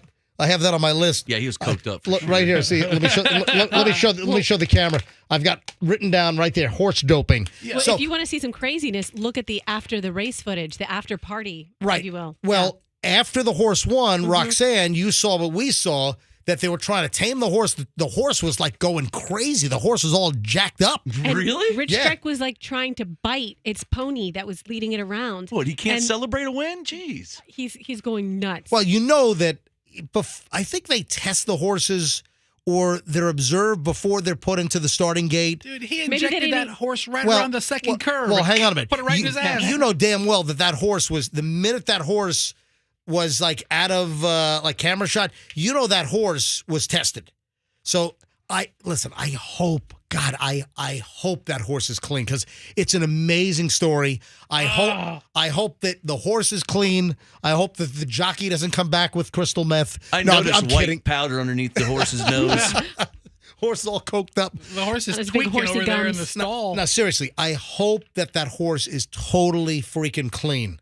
And I hope we don't hear about, was it Bob Baffert and remember His doping Yeah, scandal. his doping scandal. And So, okay, there's nothing. Let's say the horse comes back on, horse crack or something. You can't do anything about the bets. I've already cashed in my ticket if I won, right? Yeah, You but you lose the spot. You lose the, then was it Epicenter came in second? Was it Epicenter that was right behind Yeah, but Rich Strike? If I had Epicenter to win and he comes in second place. No, the money's gone once they pay out. Yeah. All right. Yeah. Mattress Mac. That's the guy, the mattress and furniture guy out in Texas that places these ridiculous bets, like, 5 million bets for so-and-so to win the World Series. Mattress Mac lost $2.6 million betting on Epicenter. About time that guy lost. Shortly before the Kentucky Derby started, famous sports bettor Jim Mattress Mac McInvale placed a $1.5 million bet on the horse Epicenter to win. Just as the race closed, Epicenter appeared moments away from victory, but Epicenter ultimately fell short, coming in second. Yep, it was second after this 80-1 run by Rich Strike. In total, Mattress Mac lost $2.6 million, despite nearly winning an estimated $12 million per the Las Vegas Review-Journal. So he was already counting his winnings before the race ended. He said, I thought I was home. Mac told the Las Vegas Review-Journal. It reminded me of the Bengals-Rams gut punch. Mac lost $9.5 million betting on Super Bowl 2022. How rich is this guy? I don't. But gosh. Did you also see that? Was it Phil Mickelson? That he apparently has lost $40 million? Yeah. Well, that's what he deserves it. Golfer Phil Mickelson. This was an item last week. I had it in my pile. We just didn't get around to it. How freaking degenerate do you have to be to lose $40 million gambling? All right. Hold on. Gambling? I thought you meant from his sponsors. No, all of this is relative. All right, Fester just brought up the story. Phil Mickelson lost over $40 million in 4 years due to gambling. So only $10 million a year. There was a story that he placed like $1 million in bets, like while a reporter was interviewing him. He was on the phone. That's a seriously, problem. there was a story where Phil Mickelson allegedly blasted out like 50 gambling instructions and bets in a minute while he was right in front of a reporter. Like, I want the over or the under, and I want the... I mean, all that lingo. All right, Yeah. so the federal investigation was 2010 to 2014. So this money's long gone. It's Right. not like he bet it last Super Bowl. But that's amazing that Phil Mickelson. I had no idea he was a degenerate gambler. Wow. I just like to say degenerate gambler. A lot of these big-time golfers I don't even know if he's a degenerate. I know he's a gambler. like to gamble. If you lose $40 million, does that automatically make you a degenerate gambler? Not if you have $400 million. It's all relative. I mean, if you're a billionaire, what's 400? What's Hold on. 40 million? Phil Mickelson's not a billionaire. He might be a 300, 400 No, millionaire. I don't He's think. probably maybe a half a billionaire, but not. I don't think. Maybe no. a half a I billionaire. think you guys are way overestimating Phil Mickelson. Well, he lost a bunch of sponsors recently to some controversy, so he's not going to be as rich. Yeah, let me cry a river. He's for the- 400 million. He's a 400 millionaire. Oh, it's so half a billion. Oh, how do you know that? You're not going to that celebrity net Well, I was worth just site, going to are say you? these are always net worth. That celebrity net. If you go to celebritynetworth.com or net whatever it is, I'm telling you right now, those are wrong. Yeah, you're worth way more than this says on there. That is true. Sorry. True. It's true. Yes. All right. So, moving along. Mattress Mac lost $2.6 million total. The overhead video is unbelievable. How much time do? Oh man, we got to hustle here because I got a lot of stuff we got to get to. Hey, did you send me the Tom Cruise story? I did. Yeah. This is interesting. Tom Cruise's primary residence is right here in Clearwater. I know. Yeah. Did you know that? It's funny. I read this article, and like a week prior, I'd had a conversation with someone about this who told me that and said that he's always flying in here because obviously he wants to go to the Church of Scientology and he's got his place here. Yeah, listen, I know that he spends a lot of time at Scientology. You know, I think he's always having the e-meter jammed up his butt or whatever they do over there. Put it back in there. But apparently Tom Cruise has been doing the last Top Gun, and he's been doing projects, so I don't think he's been around as much. But Roxanne sends me the story that Tom Cruise's main home, listen to this, Tom Cruise's main home is a penthouse in Clearwater, Florida, just blocks from Scientology headquarters. Over the past decade, according to page 6, Cruise has sold off millions of dollars worth of property, including a New York condo, a Telluride ranch for $39.5 million, and his Beverly Hills mansion for $40 million. But you would never know if Tom Cruise was actually at home in Florida because everything is so concealed. His building has a car elevator. Yes, it and does. an air bridge that takes him directly to the 2-floor penthouse, according to someone that viewed the building plans. So he can drive into a car elevator, and it takes the car up to his... Where he has a lot of vehicles stored. Do we know what building this is? Listen, I don't want people to bug Tom Cruise, but I'd love to see the place. I think you can see it on the way to Clearwater Beach, if I'm not mistaken. Really? Yeah, it's definitely in downtown Clearwater. Okay. Narrows it It down. like overlooks the inlet, I'm pretty sure. Wow. You think you know what building it is? I think so, yeah. Right before the bridge. Or like while you're on the bridge, you can see it. Isn't it? I think. Room 13B. But, I mean, that's just incredible that this is his primary home. He is, a pretty dyed-in-the-wool Scientologist. And the other thing is that Tom Cruise used to be, like, kind of everywhere. And the last years, Tom Cruise has, I think even before the pandemic, he started really making himself kind of scarce. Well, do you remember the audio that we had of Tom Cruise on the set flipping out? Oh, about that's COVID right. protocols. Yeah. Oh, yeah. yeah. And how the industry counts on him and how he's up all hours talking back to the States. Oh, yeah, because he noticed a year and a half ago, was it on Top Gun set? It might have been a Mission Impossible Or movie. it might have been one of the Mission Impossible movies, because that's taken him away from Clearwater apparently for a while here, shooting these 2 movies. And Coop, do you have the audio of him freaking out? Do we have that? He was screaming at 2 crew members that they were violating protocol, and was telling them, I'm gonna fire your ass. I mean, the guy, he was going nuts on these folks. Yeah, we do have it actually. Just roll a little bit of the audio. We are the gold standard. You're back there in Hollywood making movies right now because of us. Because they believe in us and what we're doing. I'm on the phone with every studio at night. Insurance companies, producers, and they're looking at us and using us to make their movies.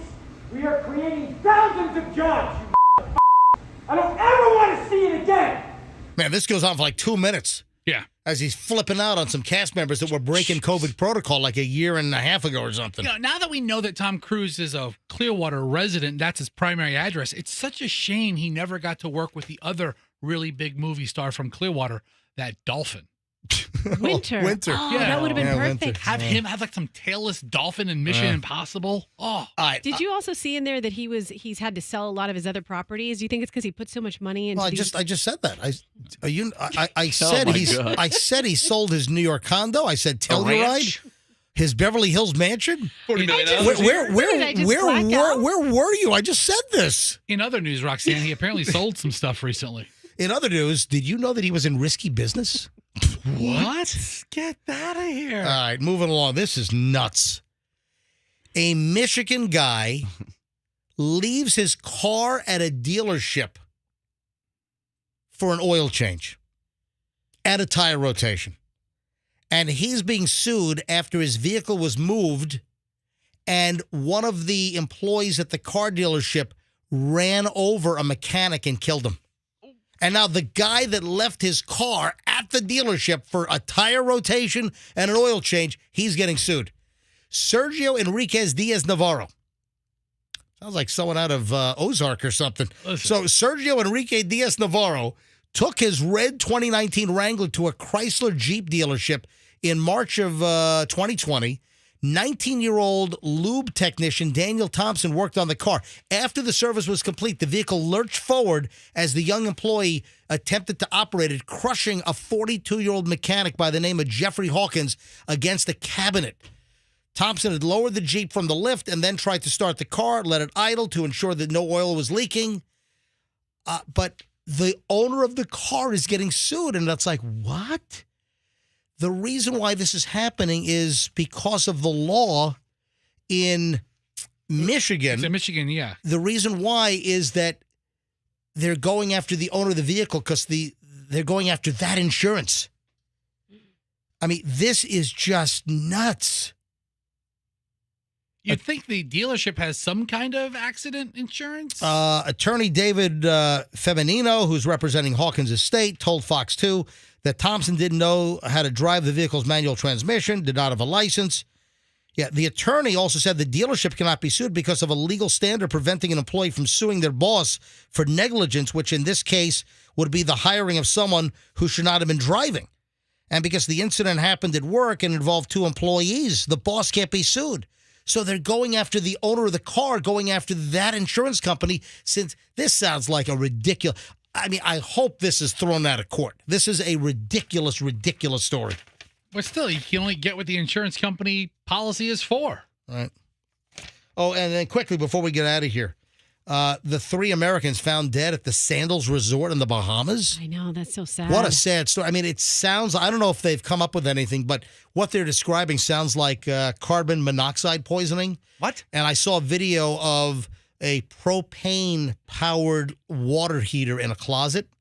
Oh. And because you had 2 people in 2 separate units, but they were attached. Or like villas. Yeah, 2 attached villas. And it's like 2 couples, 3 died, 1 woman survived. But what they're describing sounds like it's carbon monoxide poisoning, which is, it's just a terrible. That's why you guys make fun of me. I travel with a portable carbon monoxide detector. I pack it in my bag when I travel. All right, folks, that's going to wrap it up. Oh, before we get out of here, the Holland Group Retirement Wealth Advisors. Ladies and gentlemen, the Holland Group Retirement Wealth Advisors, these guys will look after your money. These guys will build you a financial plan. How would you like to reduce your investment risk? How would you like to increase your portfolio return? The folks at the Holland Group, Steve and Elizabeth Holland, they will put together a program for you. They will build you a written investment and retirement plan. All you got to do is call them. Go to their website, thehollandgrp.com. They're going to hand you a written investment plan. They're going to hand you a written retirement plan. This is complimentary and no obligation. If you care about your finances, your investments, when was the last time you got a second opinion? Get one from the Holland Group Retirement Wealth Advisors, the Holland Group Retirement Wealth Advisors, and tell them that MJ sent you. Folks, have a great day. Website's loaded, mjmorningshow.com, mjmorningshow.com, and let's be careful out there. Download the app now. Get the Q105 app and listen to us anywhere. Powered by Anajar and Levine Accident Attorneys. Call 1-800-747-FREE. That's 1-800-747-3733.